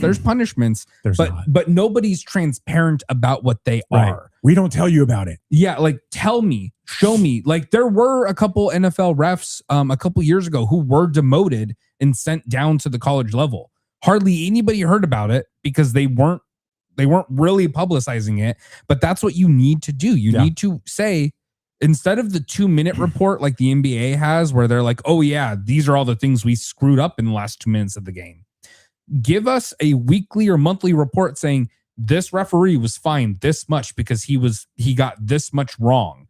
This referee will be no longer eligible for a playoff game because they were wrong. This umpire had no reason to throw out this manager. Like the umpire who threw out a manager because somebody in the stands behind him said something. Like, it wasn't even the umpire. Yeah, I agree. Or it wasn't even the manager who said anything. It was just a random fan in the stand. But the umpire was so emotional that he just threw out the manager anyways. So, like, I think if you can show that transparency, right? Like, Angel Hernandez was so bad. And no one cared. Well, and he sued the league because they weren't giving him playoff game or World Series games that he thought he deserved. And he was so bad that even his own union was like, buddy, we're going to lose this lawsuit. We have nothing to stand on because of how terrible you are. But that's the league's fault. Yeah. It's purely the league. So it's like raising a kid and letting him do whatever he wants his whole life and then getting mad at him at 25 because he's a jack, you know? Yeah. You created that jack. So the MLB created Angel Hernandez. So I guess I'm hoping that this new system will force the league to start creating a relegation system or a penalty system for umpires that just aren't any good because they're going to stick out like sore thumbs. Oh, 100%. The guy you talked about now is stuck out like a sore thumb. If he keeps doing that, he needs to go. Yeah. He needs to go back down, right? Bitter Dolphin fans, as a novice to baseball, it is that umps cannot keep up with the speed of pitches or pitchers. Aren't pitchers throwing harder than 20 years ago? Just curious. You know, I don't know that. Yeah, some of them are. We had guys back in the day like the Nolan Ryans of the world and stuff that were really throwing hard. But yeah, I would guess the average pitcher right now, I think the average major league fastball is 96 or 98. So yeah, we are throwing harder than ever. I don't know that I want to use that as an excuse though. I don't think it isn't. I think it's purely, this has always been a problem. I think it has. And just as technology has gotten better and as the game is more publicized, we are noticing the problem more. But I think that this was, I don't think this is like the umps can't keep up. I think the umps were just always bad. I'd say, Rich, the reason this is here because it was power without penalty, right? Oh, yes. When you have power with no penalty, you will do whatever you want. And it was time to bring penalty into the situation. And I think that's where this is going to be a weird season. It's a public shaming, really. It really is. It's a public shaming. I love it. And I think what would make sense actually is the relegation. I would almost just advertise it not as a punishment. I just say, let's take you down to training. Almost like precisely what you do in baseball for the players of just go down to AAA. You got a sore thumb, all right, and just rehab, just fix your thumb or fix your form. You know, like let's not put the highlight. Let's not get the pressure on film. Yes, exactly. And if you're an umpire who is getting all this heat and everything else, and it's the first time that this particular refereeing crew, because you look at the NFL, I mean, they are just mercilessly attacked And they also have a challenge system that goes against them from time to time. And a lot of the decisions were even taken away from them. So that way it could kind of keep the heat away. When you look at the NBA, they've got game logs of just where the refs got it right and where the refs got it wrong. And they have a merit-based system. It only makes sense that MLB finally has some, I want to say, retribution towards remedying a situation that they themselves have very rightly, to your point, Ralph, created, where if they are left to their own devices, just running the whole shebang with no repercussions whatsoever, what initiates them to become better? What initiates them? Nothing. Not a single gosh darn thing. There's no motivation. They have tenure. They don't need to worry about anything. Now we just need an ABS system for the commissioner. Gosh, if we could actually hold him accountable, maybe we could change the game a little bit. Good luck with that. Yeah, I know. Anyway, I think this is going to be a really interesting. You know what's interesting is I think this could wind up being a changing of the guard, because you've got guys down in the minors that have been doing this for a couple of years that are probably better today because of it, and you have some guys in the majors that think they're above it that I think are going to fail miserably at it. And this could be a great opportunity to maybe move some of those guys out and move some of the other guys in. Oh yes, because they're like, why? I don't need this. They just almost it. That's why Kershaw retired. He was scared. No, you're retired because he's 90. I love the conjecture. It could be both. It could be both. All right. I think we beat that to death. No, it's good. It is a good topic. It's worth a discussion and something that makes a incredibly long baseball season. Keep your eye on it. Yeah, something new and fresh to look at that I think is also in service to everybody for the good of baseball. I predict at least one umpire losing his crud on the field in front of everybody this season, where he just explodes and walks off the field. It's gonna happen. You think it's gonna happen? One guy is just gonna walk off. I'll take that bet. I don't think they'll walk off. Think about the guy with the 5.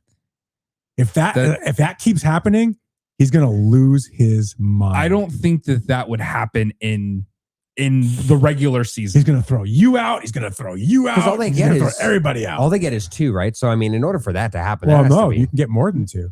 If you keep getting it right, you can only have 2 wrong, basically. I got you. So I could have 10 pitches in a row where this guy's messed up. I've already seen 5 in a row. But I'll admit though, like some of those pitches, I think in a regular season game, you're not risking a challenge. There were some fairly close ones that, like you said, a couple people lost it by a quarter of an inch.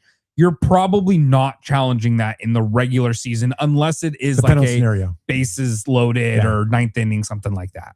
But I mean, you know how, baseball, you're in August. It's kind of like you're just kind of getting through the summer. It's like, hey, let's piss this umpire off today. Well, you know what's actually, I think, going to be really interesting, what I love to see the stats on. Philip, you're in charge of watching every game and tracking this. On it. I would love to see 8th and 9th inning challenges. Oh, you will. I have a stat on this if you're interested from the AAA front. So specifically, there is a higher percentage of correct challenges being correctly overturned earlier in the game, which makes sense because you don't want to waste it. Right. So it's like it makes sense in a correlation fact. But the most volume of challenges happen the later the game goes on because it's a use it or lose it. That's exactly what I'm thinking.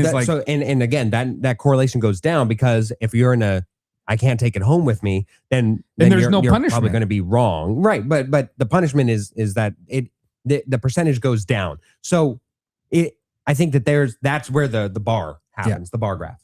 And I'm very curious to see what those stats will look like at the end of the year because there's no punishment really for using in the 9th inning. There's no timeout here that we have. Yeah, you're not losing a timeout or anything. It's the 9th inning. In theory, the 9th inning can go as long as you need it to because there is no timing in baseball in that regard. So I truly think that like it will be interesting to see how many people use it at like that late in the game and how many times they do it on these like 1/4 inch pitches because they're like, might as well. I think it depends on the style of the game. If it's by the end of it, we get to like an 11-9 game where you're like, it doesn't really matter what's being called. Like it's just everybody's getting yard. I think that's much different than a 1-2 eventual 14 inning game. How many saves will be blown because of challenges? And how many will be created because of challenges? Yes. It's going to be interesting. We just don't have any data on it. Yes. Not MLB data. Give me the data. So it'll be fun to watch. This time next year, we're probably going to have a whole different take on it. and we'll probably see umpires carrying and stuff. It's going to be crazy. All right. God, if what you say happens, Ralph, I will be floored. I will be amused. Like that will be the equivalent to an NFL player retiring at halftime, which has happened. But the reason why we know it happened is because of how noteworthy it was. Yep. That's crazy. I can't wait. There's a couple of hot hits. I'm telling you, some of these umpires are such pompous. It's going to be like in the Philly stadium where the crowd's getting into it too, and they're like throwing beer cans and peanuts at them, just like having justification for doing so. I might buy the Phillies team pass this year just so I can see, because it's happening in Philly. They are going to go crazy. This isn't happening in Miami. They don't, they're all trying to all 10 people in the stands. Yeah, we got the Brewers over there. They're too nice. They're all just taking out of their pockets their little waffles. That's all it is. Philadelphia, man, they will crucify the fanatic over there if they need to in order to get whatever they want. My God. All right, switching gears. The leakage. We have leakage. Leakage. Sorry about that. There's been leakage everywhere. Hey. This segment brought to you by Depends. Not a sponsor of the show, but could be if they want to. The NFLPA report card leakage is what I'm talking about. Not the Depends leakage. So I know you said you've seen some of these cards. Yes, you have. And this is very good. Ralph, actually, I'm curious. I'll give you 3 guesses. Okay. Who do you think had the overall ranking? Because let's go through the categories here. We've got treatment of families, home game field, food/dining area, nutritionist/dietitian, locker room, training staff, weight room, strength coaches, position coaches, offensive coordinator, defensive coordinator, special teams coordinator, team travel, head coach, general manager, team ownership. Okay. A lot. Yeah. So there's a lot. If you equate all that, overall rank, I'll give you 3 guesses, and I guarantee you will not be able to do it. Who ranks at the bottom? Who ranks at the bottom? Who is 32 of 2 when you're talking about? I know the answer, so I'm not going to say anything. Okay. Oh, you know? Okay. I know who's 31 and 32. See, I would never have guessed 32, which is, now let's pay it off, the Pittsburgh Steelers. Yeah. That's insane. That was surprising. Treatment of families, they get an F. You're the Steelers. That's all you got, guys. Apparently, they only have in their bathrooms. Part of the reason why their locker room is an F- is because they only have 5 stalls for the entire team. Which for those of you who don't know, there are 53 players on the active roster. Yeah.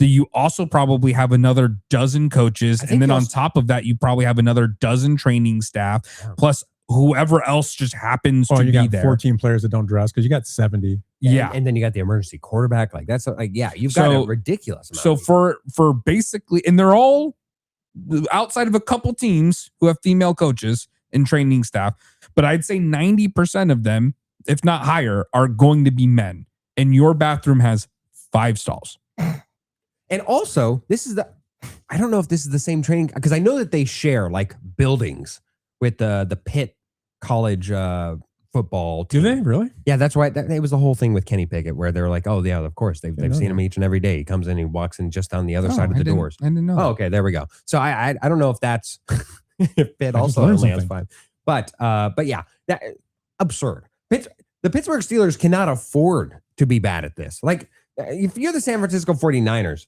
you at least got San Francisco like as an allure to you. And even they're like ranked in the middle. They're allowed to be. You look at the Seattle Seahawks, you're normally an awful team. And yeah, but you don't have to be as good as you are. What did you say about the Super Bowl champions? But they're ranked number 4 overall. And I think that they should be. Which is crazy because they would be significantly higher if it wasn't for their home game field being an F. Shocked me. Their field got an F. Yeah, Lumen Field. Everything else was the B+ or higher. Had that been even slightly higher, they would have probably been. What doesn't make sense about that, and I haven't dug into it, is I get it's a fake field and all that, and it's used for soccer and other things too, but there's not injuries going on over there. So usually you equate a bad turf to a lot of people getting injuries, ACL injuries or whatever. We don't see that in Seattle. So I'm really curious to dig into that to find out what's behind it. Also, I wish that there was some correlation that we can find, and I haven't been able to. But for me, specifically the head coach thing, the fact that the Arizona Cardinals ranked 31 overall, one of the better grades that they have, the best grade that they had at a B+ was head coach. Now, Sean McVay over there with the Rams, he got an A+. which absolutely makes sense on all levels. But I think it goes to show you that there is not a correlation other than just that the head coach is truly not adjacent to success. It is how much do we like him? Well, and something I want to point out here, and we talked about this during our break. It's important to note when the surveys were conducted. Yes. So just so everyone's aware, these surveys, there are responses from 1,759 players, all players who were on a 2025 roster at the time of the survey were eligible to participate, and it was conducted from November 2nd to December 11th. So that's a 6-week time span. That's into the season. Towards the end of the season. However, that 6 weeks could mean a lot. For example, the Arizona Cardinals first of all, another note of the Cardinals, worst head coach in the league, only head coach with an F rank. Or sorry, team owner. Yes. The ownership. Only ownership with an F was the Arizona Cardinals. Well deserved. Which is well-deserved and not surprising. But it's important to note, like, if a lot of the Cardinals players were interviewed at the beginning of November, the Cardinals were bad and their season was over, but they were still in games. They were not at the point where they were getting blown out every single week. They just didn't know how to win a game, which could be very different. A couple other notable head coach grades that... I can't wait for this. If you're going where I think you're going. Do you want me to start with that one? Let's do it. Let's go to the Roomba. The Las Vegas Raiders. I thought you were doing a bit. Pete Carroll, C+. That was surprising. And offensive coordinator, F. Overall ranked, the Las Vegas Raiders ranked very favorably at number 6. But what brought them down tremendously was offensive coordinator and head coach. I am surprised with Pete Carroll, because offensive coordinator, if the rumors are true about Chip Kelly not even calling correct plays that they had gone over in practice, had done in the offseason, I can very much see why that got an F. And especially being paid as much as he did. But Pete Carroll to get a C+, he's supposed to be a team guy. But I think that shows you why Seattle moved on from him. And the noise about there was the disconnection between him and the players all of a sudden. He wasn't relating to these new guys coming in. He just wasn't. When they brought that class in with Witherspoon and JSN, the relation and connection wasn't there. Yeah. And this grade shows that in Las Vegas last year. He's lost the ability to connect to the current player.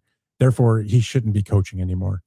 And that's why he's not. Exactly. And I kind of mentioned this with Philip before I had officially taken on a role at the show. We talked about this kind of stuff all the time. And we had this exact conversation of Pete Carroll. He should have retired. There was nothing. It was pure nepotism with some of the coaching decisions he made. At one point, Geno Smith and Alshon Jeanty were having to have side meetings without coaches in the offensive, with their offensive line, just to like figure out and get on the same page. Yeah, like they had to. Your quarterback and star running back that you spent a lot of draft capital on had to go to the offensive line by themselves to figure out what the heck that they were actually supposed to be doing.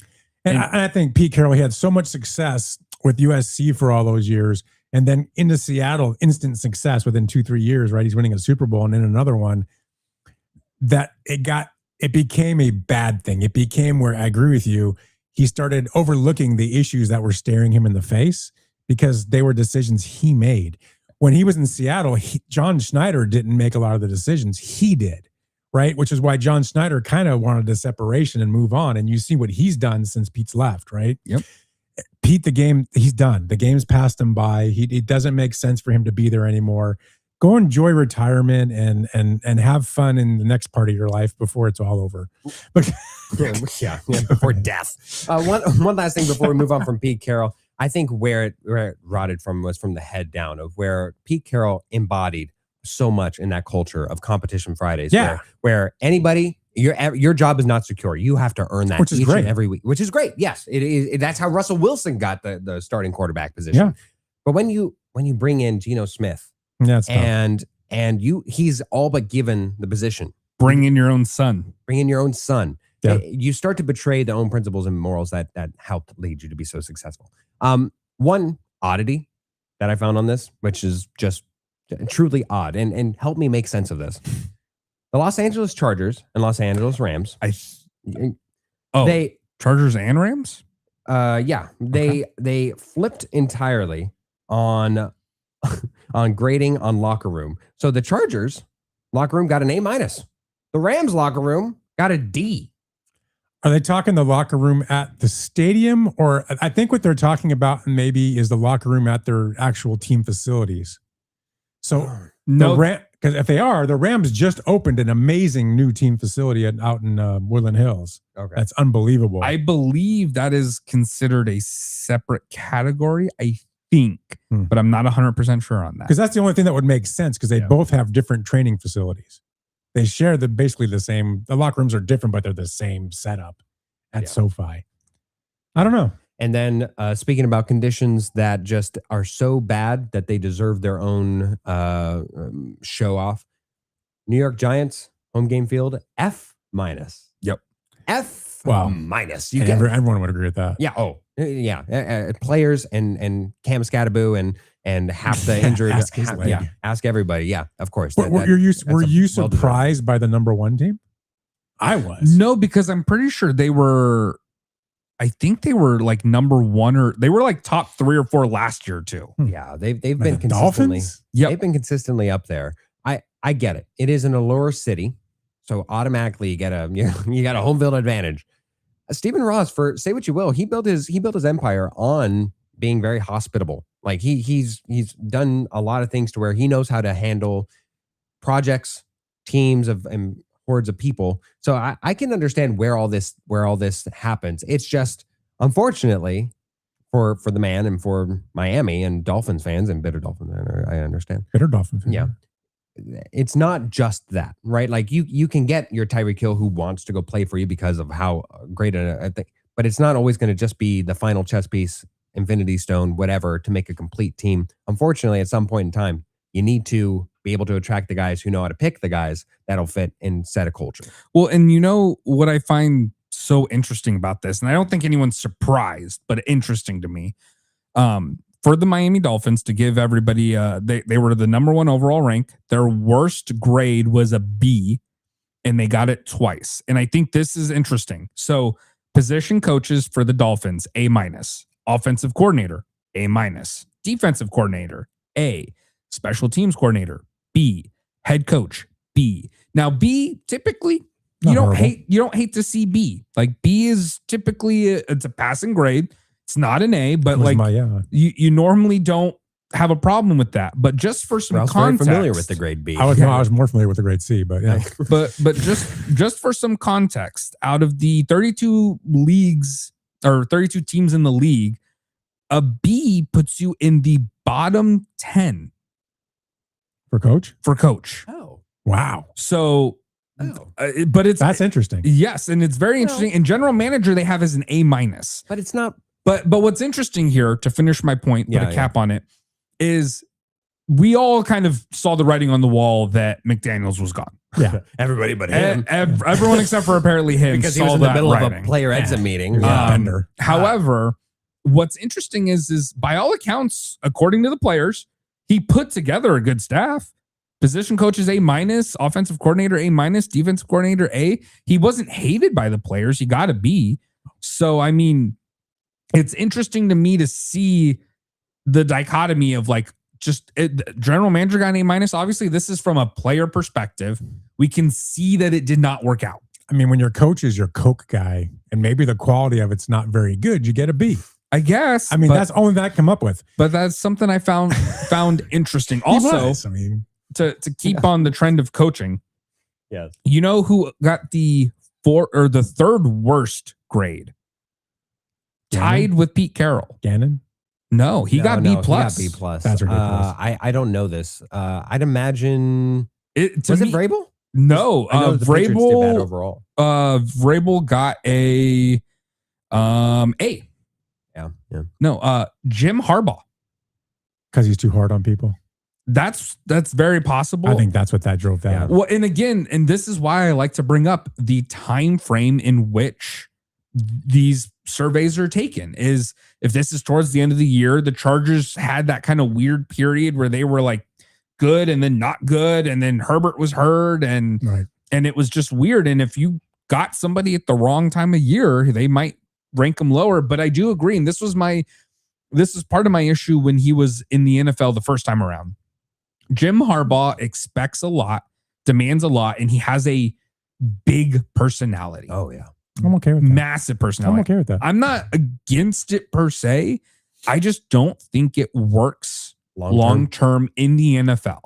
In college, I think it absolutely can work long term because you're getting it cycles itself you're out. cycling out players in the NFL, and not just cycling out players in college. They're young guys.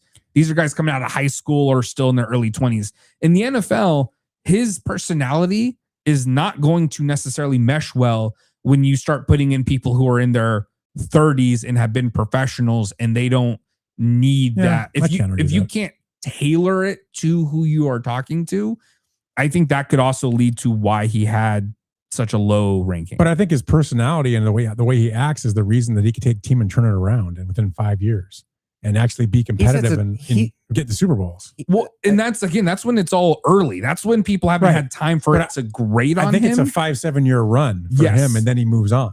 I think that'll be his thing, right? He's not going to last forever anywhere because of exactly what you just said. Where I think a Mike McDonald, who creates a totally different environment, can last there for 15 years. And I think Harbaugh could last for 15 years in college. To win Super Bowls. Well, no, I'm saying in college. In college, different animal. But that's what I'm saying is, and now he got chased out of college. So are we about to see Harbaugh just start cycling through teams for the next 10 to 15 years? Maybe. I think it's possible. And the Cardinals will have an opening next year, so maybe. My favorite one was a Patriots one. They earned an F for travel, and the players put notes on why they gave them an F. They said it was lack of Wi-Fi and lack of presence of ashtrays on the team plane. I believe the ashtray thing is the opposite. The problem is that presence of ashtrays? Yes, the plane is so old. I thought it was lack of, but okay. No, it's because the plane is so ancient. It doesn't have Wi-Fi, and it still has ashtrays. The seats that had ashtrays. Does it have curtains on the windows? Yeah, it would not surprise me at all. I was going to say, what a winner's problem. Actually, that is. It's like, funny. The champagne on the plane is stale. It's like, well, I will bet after the Super Bowl when they flew home, they were glad they had ashtrays because they probably smoked doob after doob to try to get past what just that happened to them, getting their butts kicked. So I bet you they appreciated it then. But just saying, do we have any other big surprises from anybody here? I don't think so. No, I mean, I'm surprised that the Seahawks did so well, but that's you're not that app. I'm a little surprised they did that well. Why? It's a great organization. But I'm not saying it's not. I was unfamiliar with their game to that level. I think when you listen to the players in Seattle talk about the organization, they talk about it from the top down. They all love being there. They all think they're treated great. They all think the atmosphere is amazing. It's all family, family, family. I mean, they know how to take care of their players, which is why they attract players. And now I think winning the second Super Bowl is going to attract even more.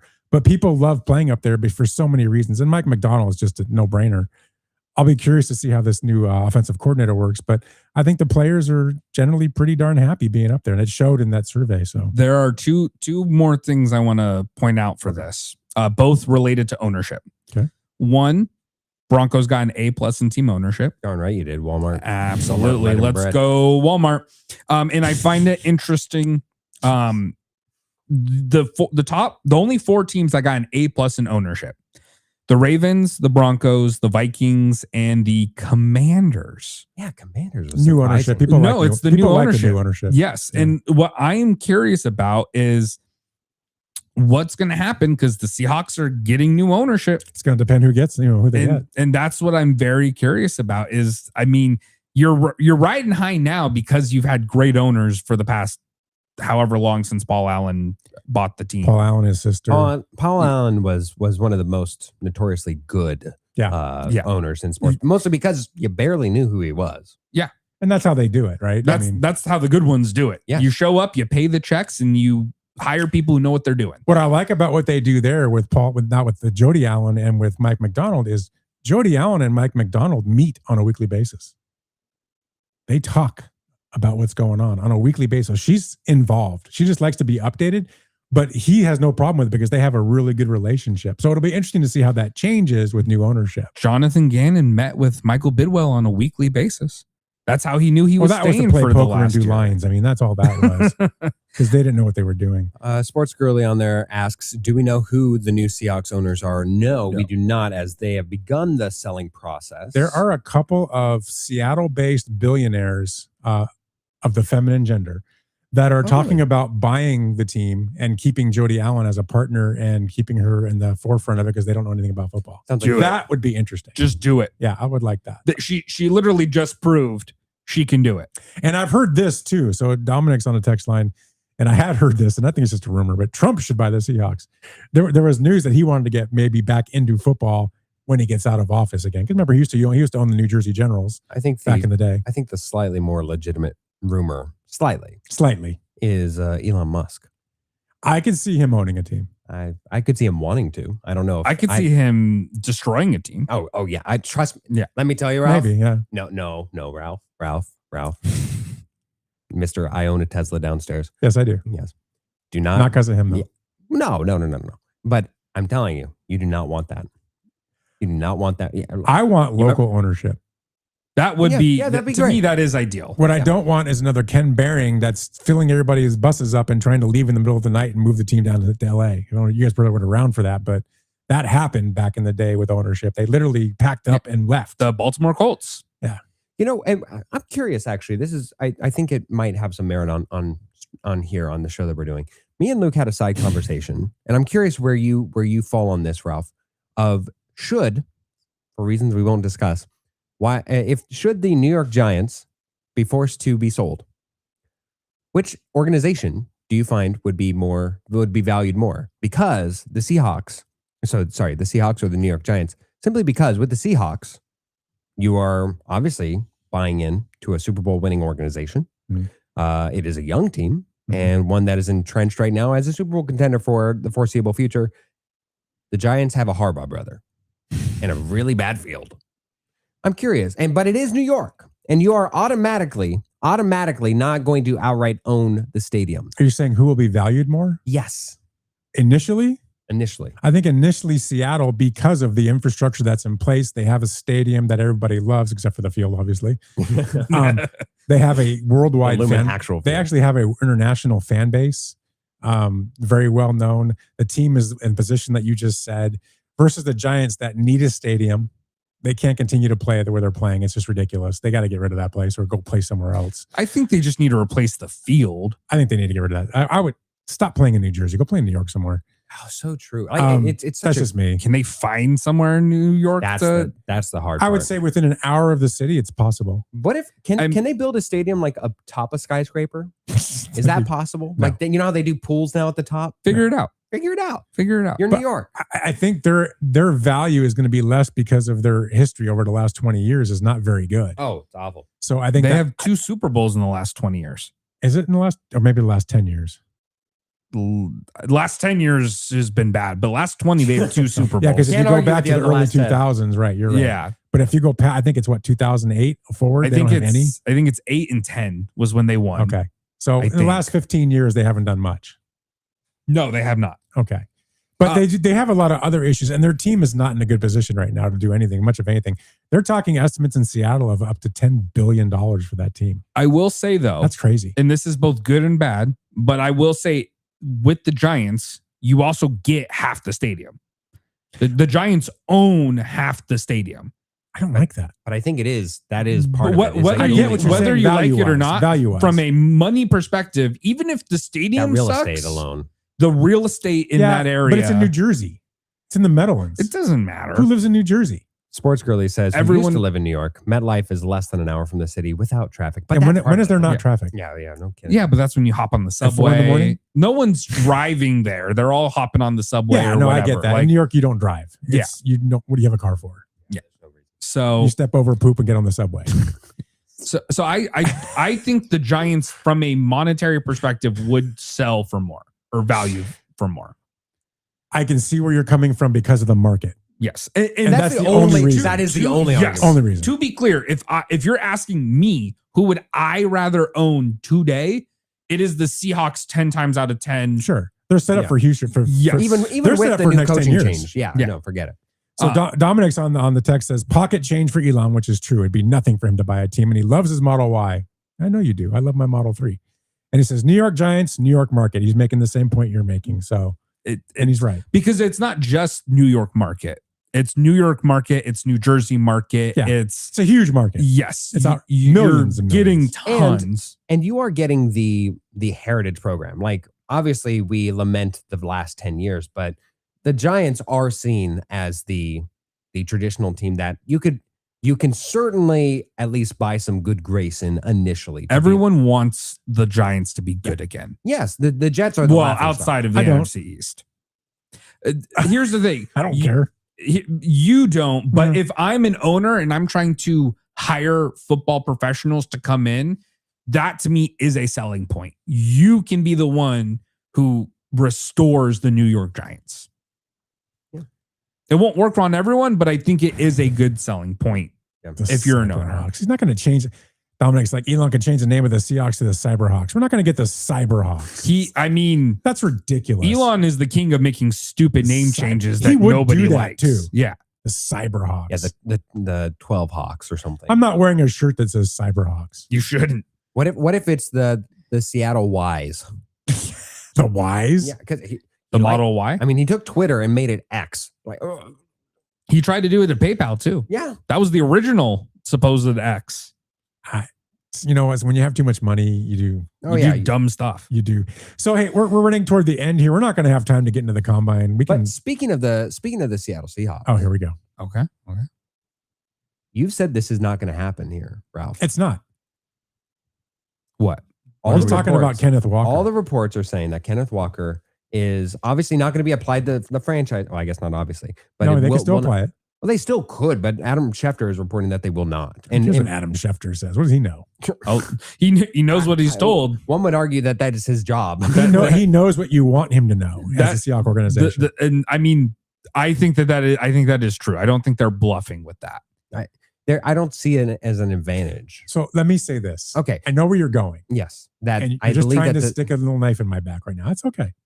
That they're going to actively let go of a Super Bowl MVP the year upon winning a Super Bowl. Yes. Oh, here a couple things. You have to look at his age. Yeah. You have to look at his injury history, and you have to sit there and say, how much money is this guy worth based on all this, right? And the answer is not $20 million a year. If that's what he's looking to get, you let him go. He's not worth it, because previous of this year, he sat on the bench and missed a ton of games every year. Every year. He had the perfect year this year where he really wasn't that hurt. And then, but the new running back coach that took over late in the season, he was able to get the most out of him and Charbonnet for that fact. So you go into next year without Charbonnet because he's hurt. He'll come back at some point. You do need Kenneth Walker to come back, but not at $20 million a year. That would be ridiculous. Would I give him $10 million a year? Yeah, probably. I'd give him $10 million a year. But I would let him go out to the free agent market and see what other people think he's worth. And then you make him an offer and let him make a decision. And if he goes, he goes. I don't think he will. I think it'd be a stupid move on his part. But if someone's going to offer the guy $20 million a year for the next 3 years, I guess he would take it. I mean, his chance to make $60, $70 million. It's tough. Good luck to that team, because these are the teams that are stupid that go out there and give these guys way too much money at the wrong point of their career, and then it never brings them any real value. And Seattle's not going to play that game. It's like John Schneider said this last week. He says it's about 70 as one. We have 70 guys that we have to make fit, and we're not going to sit there and ruin that way of thinking over giving one guy way too much money. That just doesn't work for our organization. And I agree with him 100%. So if he has to go because he wants that kind of money, you let him go. For context, the only running back in the league who makes $20 million or more is Saquon Barkley. Yeah. I know. Christian McCaffrey at 19. But that's what he wants. Yeah. He's not getting that. Well, the newest contracts that we've seen in the NFL are Kyron Williams and James Cook, and they both average to 11 million and 11.5. That's fair. So you would be fine with like a 12 million average. 10 to 12 million, I'm fine. Anything over that, absolutely not. I mean, you still got to pay. You got to pay Witherspoon. You got to pay JSN. I wouldn't even pay that. Right? They're gonna extend Witherspoon. You would pay JSN, not Derek. Well, they're gonna extend JSN now. Sorry, I'm saying I would not pay a 10 to 12 million for Kenneth Walker. 2 years, I would. I'd give him a 2-year contract. I wouldn't let him go. You've got day 2 draft pick, replace them. And it's going to also depend on the draft and who they can grab. Honestly, You're right. That's, I think, the hard part about this for me, because I'm going to rib you and just say, oh, you're losing Kenneth Walker. I think part of the reason why I actually believe that, I mean, I'm just judging you because, obviously you have partiality and he is an MVP. And it's almost unheard of that an MVP gets released or let go or lets walk away. Honestly, the year after? Not the year after. Like Malcolm Smith left a year after. A year after that. Yeah, a year after that. So but he was never great. Yeah, no. He just had a great game. Yeah, I know. He went for the Raiders. God bless him. Yeah, he took advantage of his opportunity because he was an MVP, and that's what Walker's trying to do. But for Kenneth Walker, I think what makes it so hard is that he is at the most replaceable position in football right now, and with a highly draftable position to where that specific position is not only replaceable, it's also immediately good, right? Like you can draft a second rounder, looking at you, Quinshon Judkins. You can immediately draft a first rounder, looking at you, Jahmyr Gibbs. You can draft this position specifically, and they step in immediately and are productive. And you also have Zach Charbonnet, who, yes, he got injured, but he was completely fine being a tandem, which is how they want to play. Some games when Walker was hurt 2 years ago, he was even better than he did. He filled in for Walker just fine, if not better. Heading into the season, many thought that Charbonnet would take over the backfield all his own. Everyone did. Everybody was calling Charbonnet number 1 because Walker was always hurt. Yes. Walker's 25, right? So for a running back, that's like being 35 because we know how running backs look. By 27, 28, most of them are done. Yeah. They regress hard because of the body. The body takes so many hits. So I think Seattle is not dependent on one running back. That's just not how their offense works. It's a 2 running back offense. Just like the Raiders are going to be with Clint Kubiak. Genty will not be the sole runner. They will have a second. It'll be a tandem operation. Yeah. Seattle will continue that. And again, one could argue, where else are the Seahawks weakest? They have depth everywhere. And so you can afford to not pay a running back, which in the context of a team construct in the NFL currently is almost meaningless, other than just significance of rewarding productivity, which has some merit, has some value. But I'd much rather keep JSN, which is going to be an absurd number, rightfully so. We'll see. It's people are talking about it being what's the name? Breaking Jamar Chase. Yeah, I don't see that. Like $31.5 million. I love JSN. I think he's a top receiver in the league. Do it for a second year. You've only done it 1 year. Really? Yes, he's only done it 1 year. This is spicy. No, but it's true. Ralph says, prove it to me. How many great Ralph? years has he had? I'd agree with Ralph. I'm not giving you $30 million a year off of 1 year. No. Sorry. Those are the teams that do that are the Cincinnati Bengals of the world that never go anywhere because they put all their money in one spot. He absolutely Seattle will not do that. He has to do it at least another year. Yep. If he has the same kind of year next year that he had this year, okay, let's have the conversation. But you're not getting it otherwise. No. Wow. No way. And something to throw out there, you let Kenneth Walker walk, sign Rico Dowdle for $5 million a year. Yeah, I've heard that too. Yeah. It's even looking at Travis Etienne Jr. I think he's also going to be in the $10 to $12 million range for someone. Exactly. And to me, that's the key is I am not spending that kind of money unless it is a Saquon Barkley or even Saquon and Christian McCaffrey. I wouldn't pay him $20 million a year. Christian McCaffrey, maybe because of how dynamic he is as a wide receiver as well. What did Barkley do for the Eagles last year? But he won him a Super Bowl the year before. He did. But how about after that? And I'll argue, I mean, last year was not great, but that wasn't terrible. That was them rewarding their, I guess, regular season. You've got to be careful when you win a Super Bowl and you're young. Yes. You have to be careful of who you reward and with what. Absolutely. So you put the money where Witherspoon. Yeah, that money needs to go to Witherspoon. He's the best corner in the league, in my opinion. Well, one of the best. How about that? He's one of the best. Sure. You have other guys on defense that you need to throw a little money at. You're going to do that because you want to keep that core together, right? JSN, do it one more year, then let's have the conversation. That is absurd to me. Walker, if you want that kind of money, go get it from somebody else. Yeah. You're never on the field, dude. You've been here 4 years and you've barely been on the field. You have one good half season, and now you want $20 million? I don't think so. So you want him back, but at a price. And if he signs above that price or even below it and go somewhere else, let him go. You're fine with letting. Let him go. Wow. Okay. I got Charbonnet coming back, who I love Charbonnet. Yeah, of course. Right. I've got Holani, who I love. I've got a draft in front of me. The offense, the running coordinator is fantastic. The offense will support another guy to come in and step right in for Walker. Walker's fantastic. When he's healthy, he's one of the best in the game, but he's never healthy. What can't be understated is that the Seahawks could literally trade away their entire draft just to go up and get Love from Notre Dame. Which would be very dumb, but they could do it. They could do it because they have a team that is just obviously ready and able and willing to be able to win a Super Bowl this season. And all they would need is just to replace a running back in a tandem. And that's their greatest leverage, is that they really, Kenneth Walker is the icing on a great cake.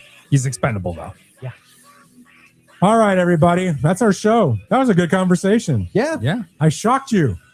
I love JSN. I am shocked. You got to do it more than 1 year. Well, also from the idea of cap management, I do not want to wait another year and another round of wide receivers getting top of the market and then having to go even above it. That's what happened to CeeDee Lamb and the Dallas Cowboys. John Schneider is too good of a GM to get a hamstring into giving all the money to one position. That includes Sam Darnold. If he doesn't want to sign after the third year and he wants all this money, he won't get it.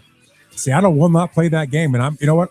I applaud you, Seattle. Also, to be clear, there's only one wide receiver who's going to get a ton of money this year. George Pickens? George Pickens. See you, everybody.